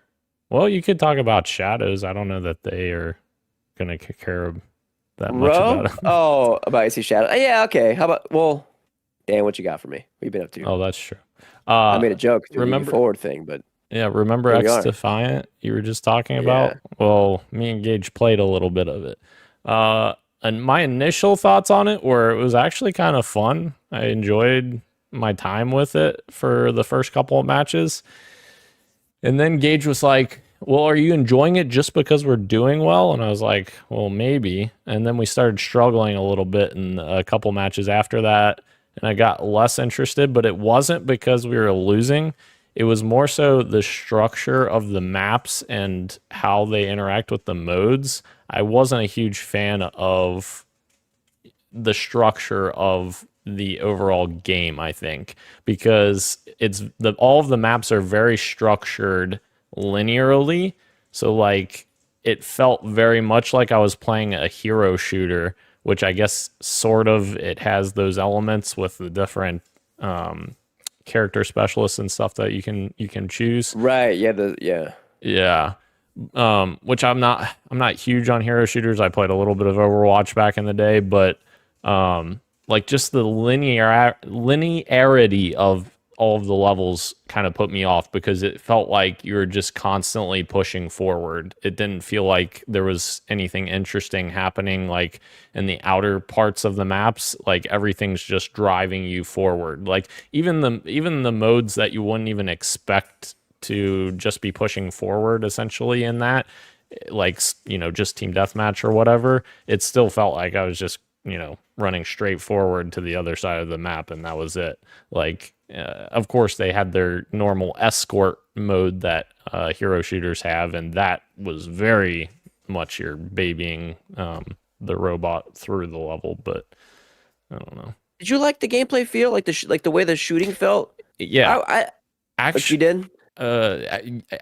Surprisingly, yes, because I played the beta and I thought the beta played horrible back in the day. Sure. Yeah. Me too. Yeah, it did not feel good at all, but playing this, the controls actually did feel very smooth to me and responsive. So at least that was an improvement for me. Here's what I'm going to do, Daniel. We're going to move on to topic of the show. We're going to talk about my hands-on previews with games that I played or saw at Summer Game Fest. I saw or played a total of 16 games. Some of them were like presentations that developers would give you, so you don't get hands-on, but you do get a hands-off look at the game. I can't talk about all of them. Some of them are embargoed. Some are super, super embargoed. But some I can briefly talk about. And I'll put it in like an order. I put them in an order where like it doesn't matter that Gage and Ro are not here for this part. I'll just talk about those. Okay. Unknown 9 Awakening. This being published by Bandai Namco and developed by Reflector Entertainment. I don't know how much I can talk about this game, but it's interesting. The way combat was in this game, like she's like, by the way, apparently the Unknown 9 is like a real universe. There's like podcasts and books and like comics and real books and something else like about this game. So they're just doing a thing in universe. So it's already like a pre-established franchise. And you use magic. And the way they showed off combat in this game I thought was really interesting was you control people. So you control one and then you have them do a move. And you start the move, and then you like tap out, and it's like they're still like frozen.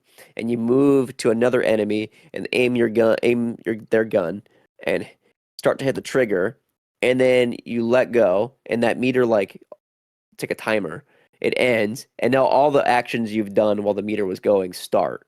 And so the first person you like smash ended up dying, right? And the person that did the smash is shot from behind. From the other person you controlled, and then you're there to like take them out once the sequence is over. That's kind of interesting. I thought that was an interesting way to deal with combat.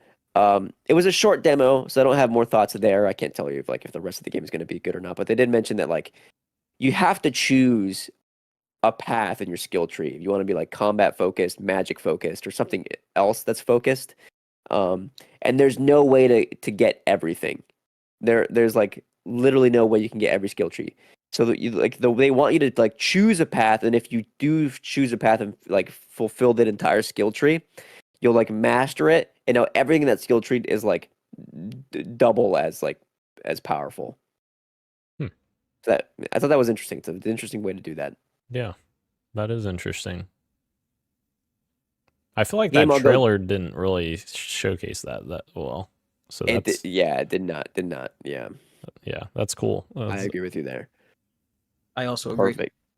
Gage is back. I'll quickly. We played Fear the Spotlight for a little bit. It's a shorter demo.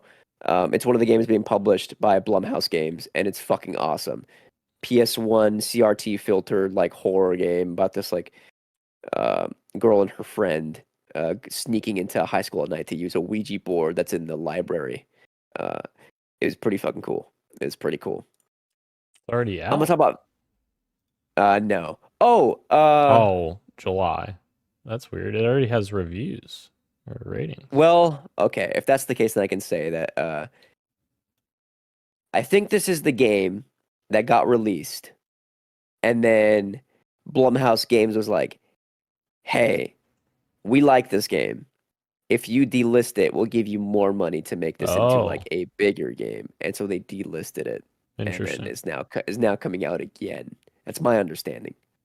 Yeah, I think you're right because it first released in September of last year. Yeah.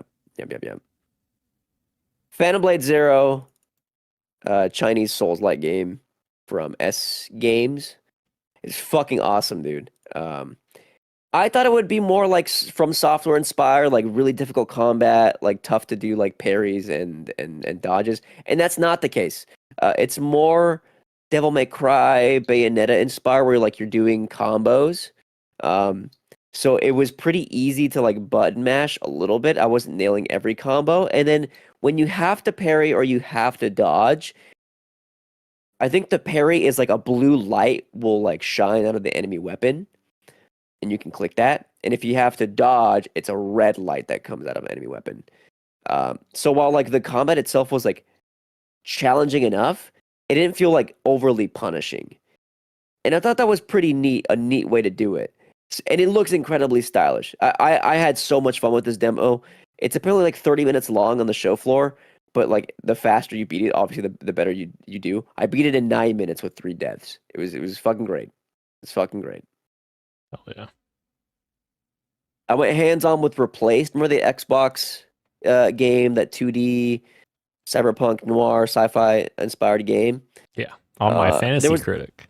Yeah, there was a tutorial which I ended up skipping because the way this demo worked is like we didn't have an appointment for this one, so we're like, hey, can we squeeze in? Is there a time we can play? And he's like, well, you guys can play now, but when the appointment comes, like we'll have to kick you guys off. Well, that's fine. She's like, well, if that's the case, then I'll recommend you skip the like story section and just go straight to combat. There's like a combat mode, and it was fucking awesome. They do like this like subtle screen shake when you like hit or dodge or parry or move. All the enemies have like it's like Spider-Man when like you see like the little tingles of a Peter's head.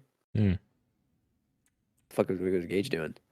I just got flashbacks because Spider-Man 2 fucking bent me over and. Oh yeah, but it's just 2 of them. If it's yellow, it's over the enemy's head. If it's yellow, that means parry and it's satisfying.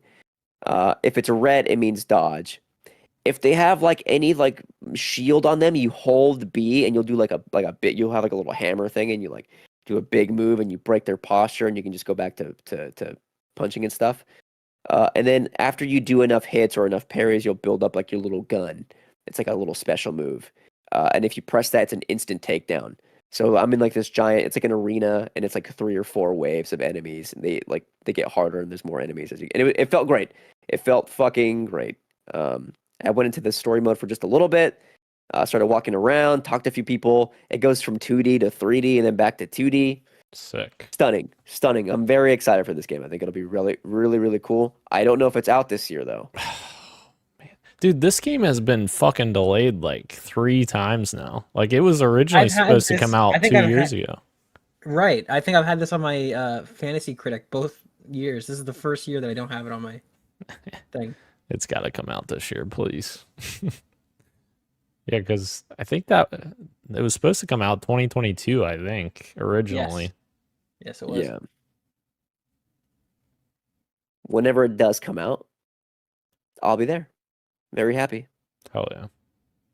Delta Force Hawk Ops. I know they flew people out before Summer Game Fest to like get extended hands-on with the game.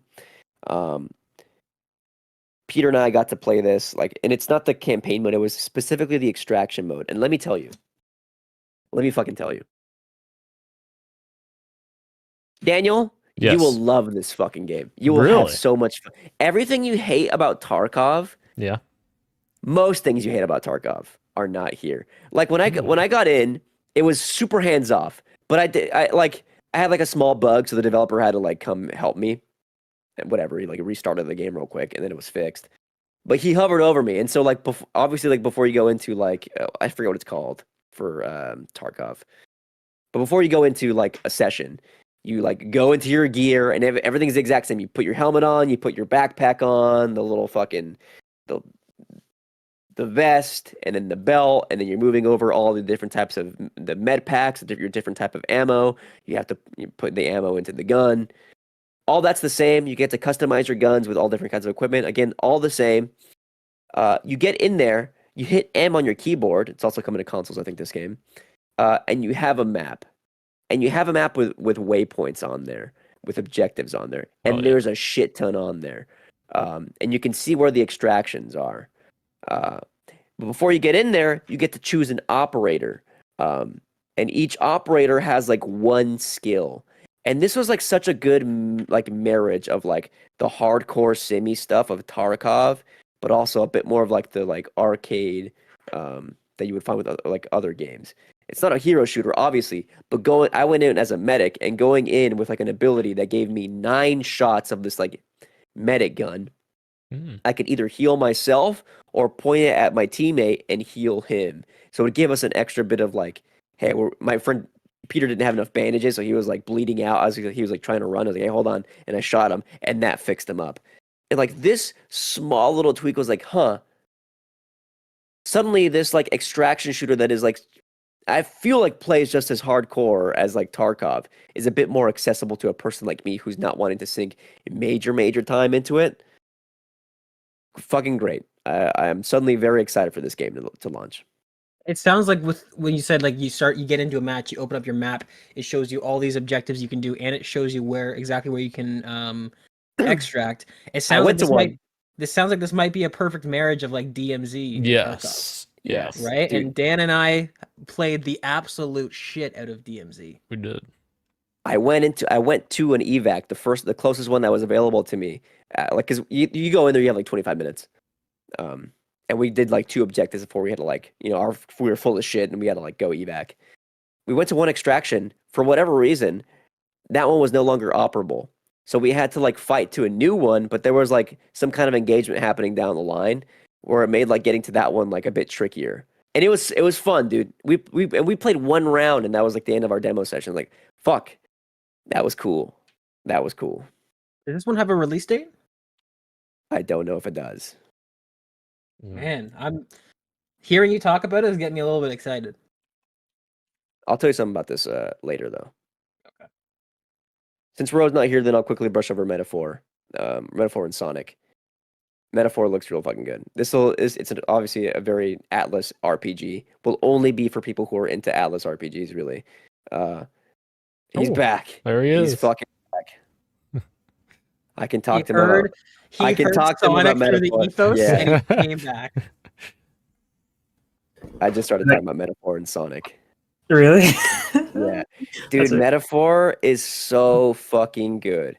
The UI in that game, because here's the thing about like, obviously the graphics and stuff like look really pretty, but for me, like what makes like Persona games so good is how like the interactivity with the menus feels, like the actual experience, somehow even better than anything I could have expected. Like it is like fucking awesome to be seeing some of the ways like those menus pop in and out. And also the way combat is structured is a lot more friendly this time around, where not everything is turn-based. Now, if you're over leveled, there's real-time combat. So you can just like quickly just do the real-time combat. You'll see all your stats, once like traditionally when you would like defeat a group of enemies, you'd have like, your little stats like increase. Now it just happens in a second. And if there is someone over leveled, you hit them with like, if you sneak up on them, you can hit them with like real time combat, and then they do like a little thing where they take damage and they're like falling, and it goes into slow motion, and you can hit triangle, or I guess maybe it was Y. I don't forget what controller input it was, but like let's say the triangle button to go into squad battle, and then you go into like the actual group battle, the turn based stuff, and it's cool. It's cool. I'm excited. I like you were saying with the menu stuff. It's one thing for it to be pretty, but it's pretty and well designed. Like the menus are, like you're saying, you go through the combat and like it just feels snappy and nice. And there's a lot of games that look nice but just aren't intuitive and aren't user friendly. I think Atlas does like a good combination, or an amazing combination of both, because the menus are fantastically designed, but they also work as intended. But yeah, I'm excited for the gameplay is something that like I just enjoy. Is like it's for the most part stays the same for Persona, Shin Megami Tensei, and there's another I'm forgetting, but they're all pretty similar. But I just love that loop and it more friendly, as you're saying. So yeah. After like 30 minutes with like the combat and the story, I was like, when this game releases, like this is like the end of the year for me. Like nice. Game of the year material type of shit. Like it was really cool. And then I turned around and watched people play Sonic Shadow Generations. They're playing the Shadow levels, and I'm like, fuck, this looks fucking awesome too.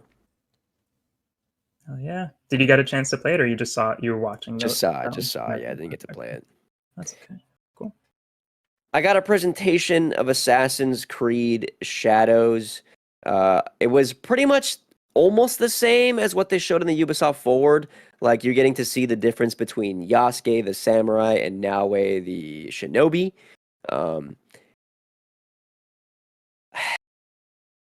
I was extremely let down by what I saw from Assassin's Creed Shadows. Like I know these games can be a little bit janky, and that's fine. But a lot of this was missing during my presentation. Like tons of texture popping in and out, whatever, development build, sure, whatever. But the presentation of like characters, like it felt extremely from like a generation that's I thought we were past, where like you would like start a cinematic and the person either like pops in or walks in all weird and then like snaps to you, or things aren't populating behind them. They like specifically the enemy like AI was weird. They would not snap on. They were like sliding and like being stuck in a lot of the like. They have destructible environments now, which is cool. When it works, it looks awesome to see in combat. But a lot of the time, like they were just sliding or like colliding with it and not doing anything like what felt normal. It just felt like you can see where the video game stuff is kind of breaking the immersion. And then a lot of the moves that they were doing with either Yasuke or Naoe were like just not registering when you would expect things to register, because like the characters are like right in front of each other and like they just would not hit, or like somehow like Yasuke would like turn around during a swing and like now you like completely missed and wasted one of your special moves. It was weird. And I understand it's a development build. They still have a couple months to finish it. But when I looked at other games and how far along those games are with like roughly the same timeline when that'll be released, I worried about the state of Assassin's Creed Shadows. But I think from what I gathered is like, if you're like someone who can overlook that stuff and just be into the world of Assassin's Creed Shadows, then you're going to be like pretty excited by what you're going to get to experience. Because like the way Yasuke and Naoe play similarly, but also entirely differently. Yasuke's a lot, heftier, bulkier, more bigger moves, and Naoe's more agile. You can fight directly, but is more like dodging and stuff, or completely like stealth. Then that kind of shit, like I'm sure will be exciting for a lot of people. How did you guys feel about the UB Forward presentation? I was pretty honestly, I was pretty excited about it in terms of the stealth gameplay mechanics, and I'm still interested in it. And I'll probably play it at launch, of course. I'm a huge Assassin's Creed fan. But you're totally right, Christian. All those things that you pointed out, those are things that the franchise has suffered with the last like several iterations, with characters doing some wonky shit and texture pop-ins. Like one of the most jarring things is when you're in a city and you're just walking normal speed in the city and you just see like the character's clothes pop because it's changing to like a higher resolution texture as you're getting closer. And yeah, that's definitely been a problem with Assassin's Creed. I almost wonder if at this point they need to abandon their proprietary engine, because it feels like maybe that might be a bit of a symptom of an older engine, I guess. I don't know. Right. If I can add one more thing, there's like these finisher moves that legit I think actually look pretty fucking cool when you're doing them. Like the way the camera gets in all intimate, and the way like like a slam will happen. Like there's cool work there. And I'll say it this way: the first time it happened during my preview, the people at the event like popped. Like it was a pretty big moment. And this is all during like emergent combat. And then the same move happened in like less than 30 seconds later, and it was silent. And the same move happened again. And then it happened again. Yeah. Yeah. And it was like, oh, okay. That's yeah. It's weird because it seems like some of these. Granted, I've not played a lot of Assassin's Creed games from the genre switch that they did, which I think was probably what Origins was the first big switch up, I think, to the more RPG style. I don't know, but I haven't played a lot of the latest ones, but it sucks because this is a problem that seemed like it got fixed at some point and then has kind of reemerged, because Assassin's Creed 1 and Assassin's Creed 2, you had that issue with like the counter kills, which was super satisfying to do, but like in those first few games there was maybe only like 7 or 8 of those animations, and like if you were taking on a group of say 20 people, you would start to see a lot of doubles and triples of animations coming up. By the time we got around to Assassin's Creed 3, they had a ton of variations of stuff like this that kind of help, where it would depend on the weapon you were using, it would depend on the weapon the enemy was using, and there's a lot of variations. And I feel like especially in Assassin's Creed 3, which maybe I just have blinders on because I love that game, but it felt like you could take on a group of like 20 people and you would maybe only see one double of an animation. Like it seemed like they got pretty good at that. And now that's kind of rearing its ugly head back up again for some reason. So this could be a thing of like the dev build, right? Where they've got a ton of animations just sitting there waiting that are kind of being polished. Sure. And I hope that's the case, because that would suck. Yeah, seeing a lot of that stuff, because it did seem cool. I didn't watch an extended gameplay. I just saw what we were shown. And obviously they don't show a lot of the doubles and triples. So the stuff I did see, I thought was really cool. And also I like how they leaned into the differences between Yasuke and I'm blanking on the other character's name. Naue. I was talking to Guy, a friend of the show, before we saw anything for Assassin's Creed, and I was saying I really hope they lean into the physicality of Yasuke being this foreigner in this land where he's just fucking towering over these people. And there was this really cool shot. I don't know if it's an ability you use, but there's this cool shot where somebody was playing as Yusuke, and he starts barging through this house and just starts taking down all the walls, all the paper walls. And I was like, this is kind of what I was hoping for. This is so cool. And I can only imagine being one of these samurai on the other end, being like, what the fuck am I dealing with? Just fucking scream. I don't know. I think it's cool. I think it's cool that they're leaning into the differences between these two characters, and one plays more like a brute and one plays more like a stealthy kind of shadow. And I'm interested, man. I think it looks. I'm looking at the extended gameplay walkthrough from the Ubisoft Forward, and it is almost exactly what I was shown. I got shown a bit more. It kind of ends a bit earlier than what I saw, but yeah. To your credit, Gage, or to your point, yeah, the first time Yasuke gets off the horse and he's like just fucking massive and like almost double the size of some of these like Japanese people. He's like walking around or like bowing. Right. Yeah, sure. It looks awesome. Cool. Can I just also the fucking NPCs doing this maneuver where they take the step over, like every fucking Assassin's Creed game does it. All right, let's change the animation. Yeah. Yeah. One more positive thing I have to say too, and I'm sure you can see this in the extended gameplay walkthrough. When you do the like, here's your target that you have to assassinate. I thought stylistically when they do that and it goes into like the calligraphy splash where it's like all like the background turns to parchment paper, and then like everything that's in the foreground is like ink. It looks like ink, and the only color is just like the red blood. That I thought looked fucking great. Very cool work there. Yeah. Otherwise, a lot of the when people are making jokes at like, oh yeah, we already have Assassin's Creed in Japan. It's Ghost of Tsushima. I kind of like shrugged that off because that's like that's kind of reductive. You know, these are two kind of different games. But I don't know. And this is coming from someone who like doesn't like Ghost of Tsushima very much. That level of polish that game had, and then seeing the extended gameplay demo that I had, wasn't a little bit like night and day. Where this felt like too much like kind of last gen AI and NPCs interacting with the world, and that bummed me out because I was hopeful for this one. Like I wanted something to pull me back into Assassin's Creed, and my preview with it wasn't enough, which bummed me out. You know what Assassin's Creed game's gonna bring you in, Christian? Hex. Tell me. Hex when that one gets. Which is that one? That's like the witch trials in Salem. Yeah. Yeah. It does sound That's real? Yeah. That's real.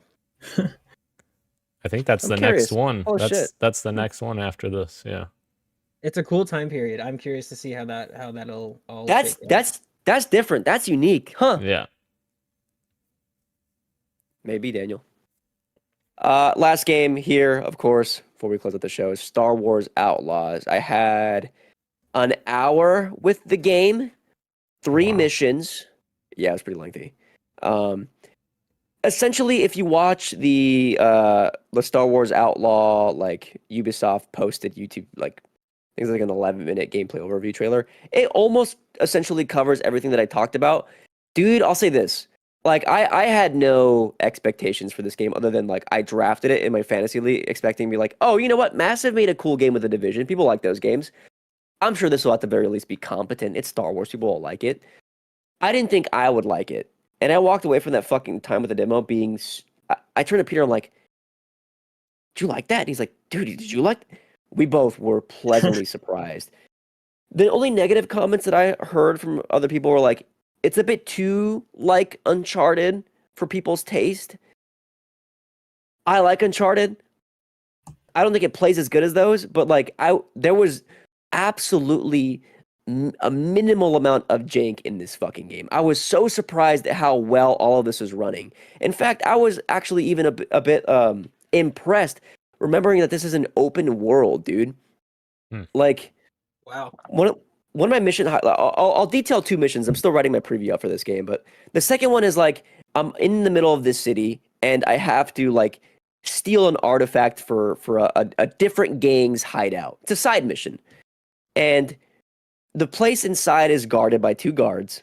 But it's like, it's in an area where that's restricted. So I have to sneak in. And then a prompt pops up that's like, if I fail this, my reputation with the clan will like worsen. And I'm like, okay, now the way I interact with the world actually matters because like I have a fucking reputation with different like groups in the actual overworld.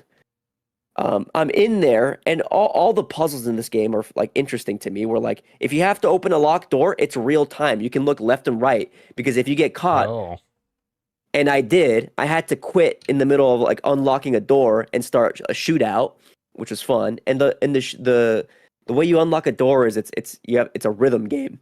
So every time like the beat hits, it's like a 3 or 4 or 5 like beat deet deet deet deet deet, and you have to match that to get in.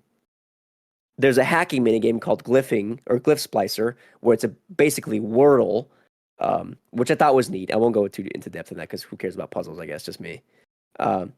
Shooting felt good. Whatever. I roll out of like with the relic and I'm walking towards the Queen of Shiga. I remember that it's an open world because I'm getting like question marks, but I can't go in those areas because my reputation there is like too bad. I'll get like caught or whatever. That was one mission. The other one is like I'm on board an Imperial space station, and there are stormtroopers everywhere. And my objective is to not get caught. I have to like destroy data on board and then escape. In order to like reach a terminal, I have to like point at a stormtrooper who's keeping watch, and Nyx runs over and distracts him. That gives me enough time to run over and melee him, take him out. I destroy the data. I open the doors. I'm running back to the hangar.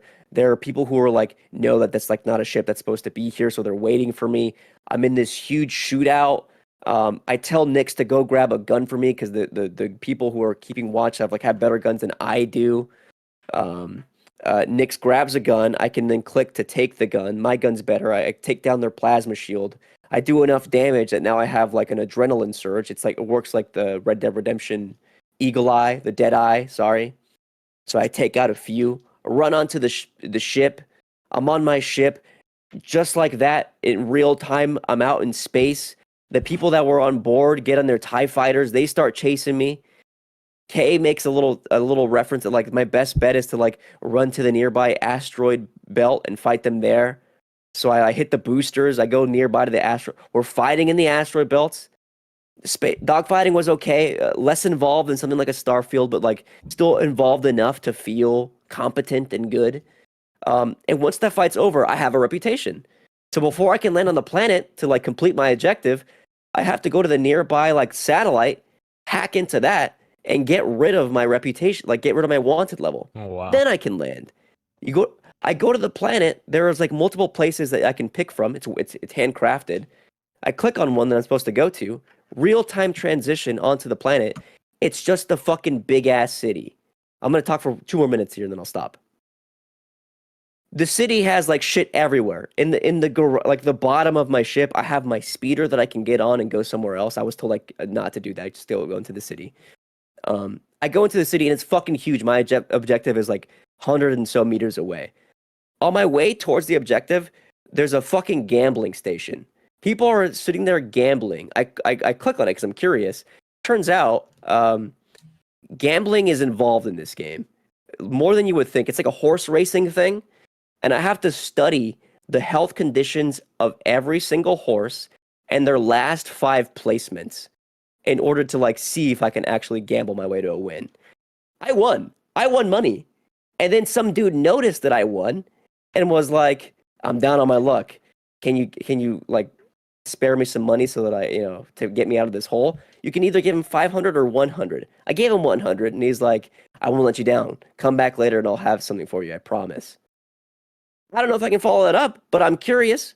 I walked to the cantina. It's a cool fucking Star Wars cantina. My demo in. I was so surprised, man. It was a great fucking time. Wow. That's they get interesting. it. Going into this, I think I made a prediction. I don't think it was on air. It might have been before we started our live stream.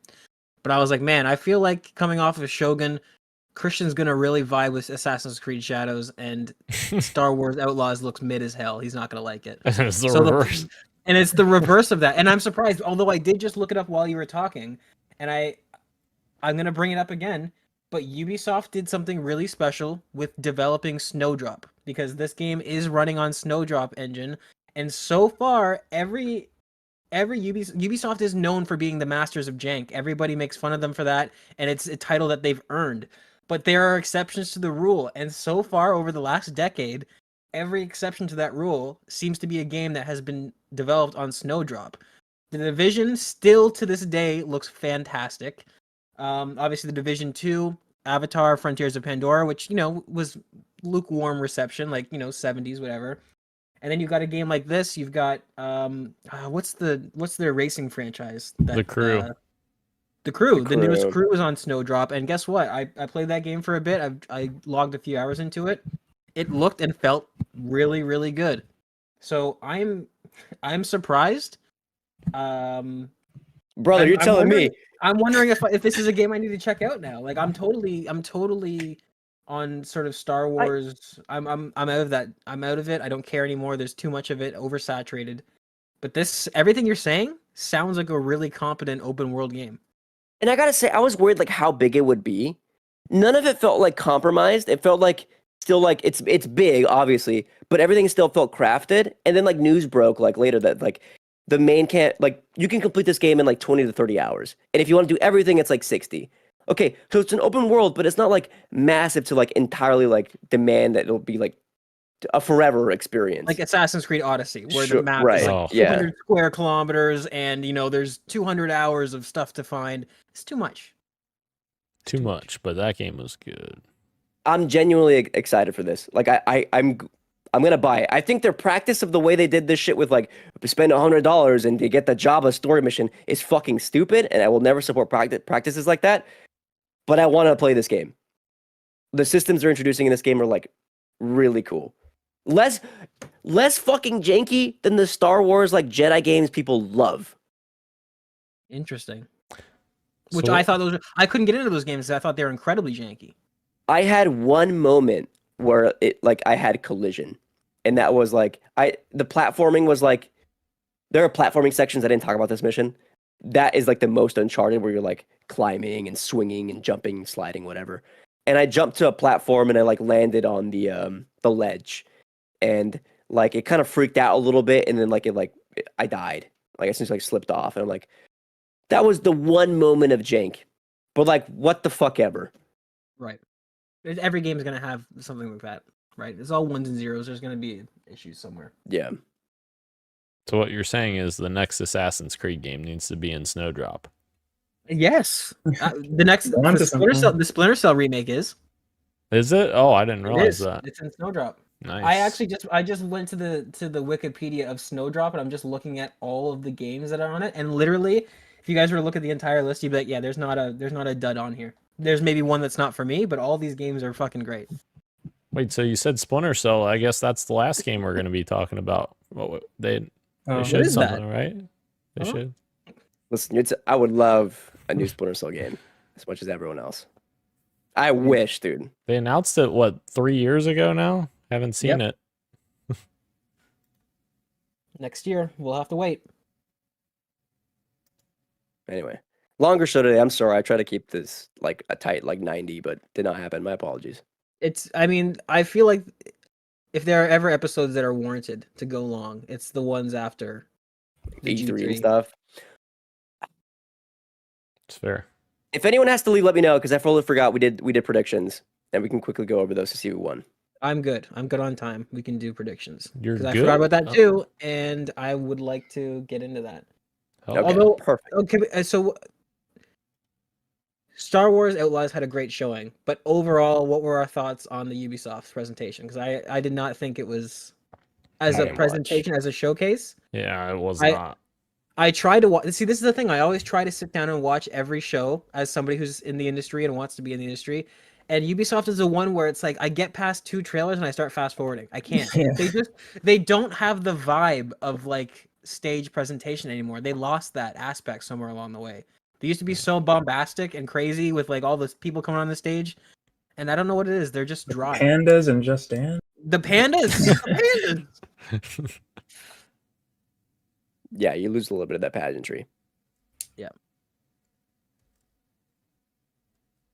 Let's go over predictions, because Gage is wrong about something that we definitely need to address. Okay. So Ro wasn't part of this episode, so Ro, sadly, we'll be skipping you, but please stick around and listen to us go through course. these. We each had 5 predictions, me, Gage, and Daniel. And I'll just do one by one. Yeah, go ahead. What's up? Ro was not here to make the predictions. If there is any scuttlebutt at all, we give it to Ro decides the points today. I think that's a fun way to do it. Fair? Ro is the yeah, arbiter Judge- of point distribution. Yep. Judge Warner. Judge All right, Warner. So I'm going to need you here in like just a second, so don't go anywhere. Oh no. I don't know if this is the order, but this is how we'll do it today. My first prediction was that Silk Song, I just said Silk Song, August. No, that was not anywhere close to the show.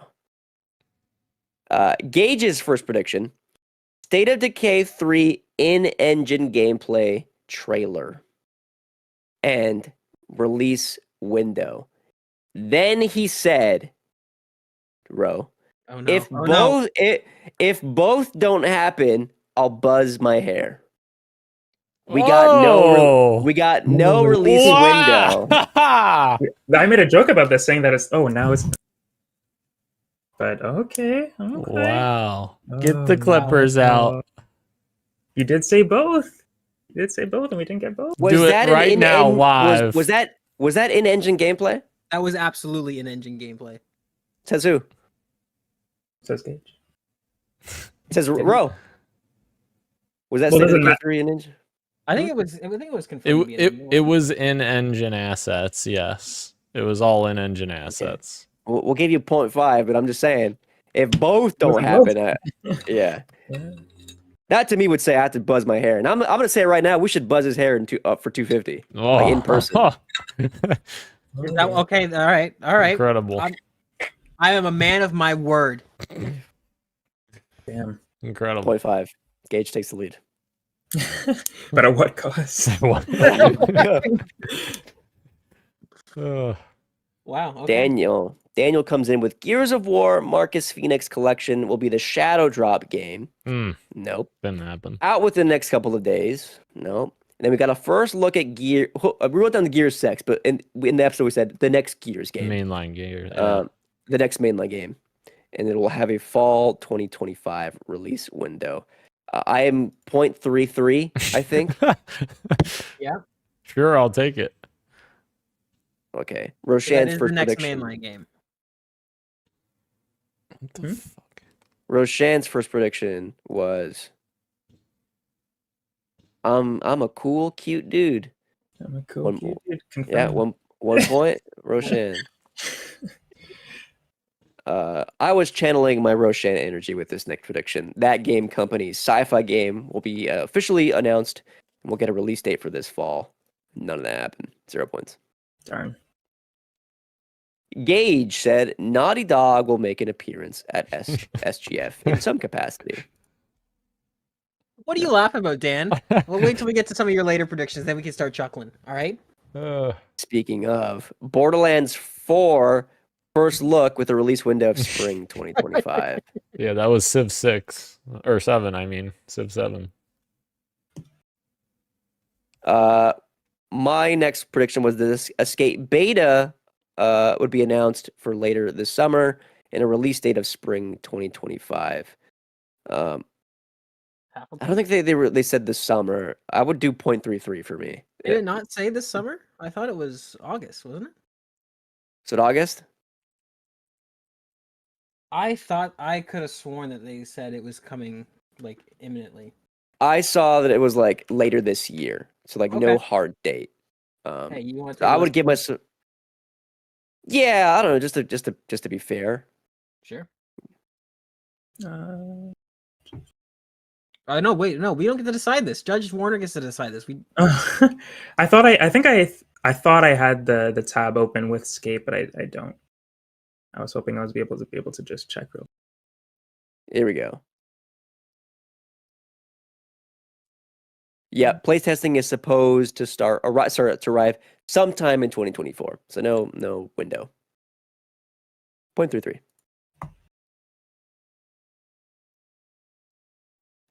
Gage's third prediction was that a tease and release window for something Splinter Cell.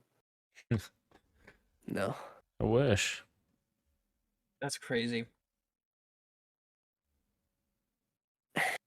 Assassin's Creed, this is Dan's. Assassin's Creed Shadows will get a deep dive with a crazy different mechanic that is similar in scope to the ship in Black Flag. I don't know if I saw any sort of crazy mechanic No. Yeah, but it did get a deep dive. I'll give you the 0.5. Here we go. My fourth prediction, Light No Fire gets a gameplay trailer with a release date February 2025. No such thing. Daniel, I respect it. Oh, I'm sorry, this is Gage, isn't it? Gage, I respect it, but no such thing with your prediction that some kind of Halo tease would occur. And what did Dan say? No chance. And do you know what? Do you know what happened immediately after the fucking show end? That was before. 343 released a little this is Halo Infinite montage and fucking showed all the things that have been added to the game. Why was that not just thrown into the fucking? That trailer was posted on YouTube like a month ago. They just posted it to Twitter recently. Okay. Yeah, it's been on YouTube for like a month. I think it's because. Sorry, go ahead. No, please. You think it's because what? I think it's because it's the last kind of, big marketing push for what's essentially the final, game update. I don't know. You know what else Dan said? What? Perfect Dark? Not here. Yeah, I was wrong. I was wrong. All the shit we heard about the game was like how much trouble it's in. I think if there's one thing we can agree with on that is that I feel like it's nowhere near as in trouble as like all the reports are saying. Or sure. Yeah. Yeah. Sure. Agreed. And then of course we went crazy with our last one. We did combination platters where we just threw in 3 different predictions into one prediction. Got fun with it. My first Alan Wake 2 DLC gameplay trailer with a release date of October. That's half of a third, I think. 0.17. Yeah. No iterative console hardware announcement at the Xbox showcase. Which is true. No, iterative. A discless Xbox Series X is. Wait, is that? No, we agreed on the show it was not like if it's. Remember we said if it's the digital Xbox, that's the the one exception. Right. We meant new the next either Pro model or the handheld. Okay. Yeah, he specifically called that out in the show. 0.17 plus 0.33, 0.5. I think I meant now. Hell yeah. And then Phil Spencer does not address the studio closures directly. This one's tricky because that was not in the Xbox showcase. That was at IGN Live when Ryan McCaffrey asked him directly. That's true, but these predictions were for all of Summer Game Fest. SGF. Yeah. Right. Mm-hmm. So you get the point for that. Or you get... Well, no, he said doesn't. Or did you say doesn't? Yeah, does not. Yeah. And he didn't at the show. Yeah. But are we counting the IGN thing part of Summer Games Fest, or is that a separate thing? Oh, that's true. That was IGN Live. Okay. Yeah, I guess that's kind of a caveat. Yeah, apparently Jeff made that very clear. That No, Gage. I don't know if that's true. I don't think that's true, Gage. I don't think that's true. No, definitely not. Gage's combination platter. We will see Perfect Dark. It's simple, clean, easy. 0.33 already. Boom. Gameplay demo of Stalker 2. We got, yeah. And a Silksong release date. So 0.66. 0.66. 0.66. I will say I'm happy you were right, Gage, that we got Perfect Dark. I was happy you were right on that. I was happy that I was right on Stalker 2 because that shit looks good. Yes, it does. Dan's final combination platter. The next mainline Doom game is announced with gameplay. 0.33. Nice. Fallout 3 Remaster announced. Fuck. No. And Fable gameplay. Boom. Was it gameplay? Is that where Was it gameplay? Oh, come on. That was gameplay. Are you shitting me? Rose says it was? I think it was. Absolutely. There you have it. Oh, hold on. We gotta do Z. The results are in. Tied for second. Gage and Christian with 1.1. With 1.16 equal. What a score. Dan takes 1.16, taking the lead. Let's go. Dan takes the lead with 1.49. Let's go. Fuck these predictions. What is he doing to get to win all the time? Like, how does it? Being right. It can't be based on like experience and intelligence, and it can't be. There's got to be some sort of back alley way that he's getting ahead. I should no. You know what I should have did? I should have predicted that Gage would have some weird criticism of one game from the show. What game was that? I'm just saying, like, that would be a solid prediction to have. That would be a solid prediction.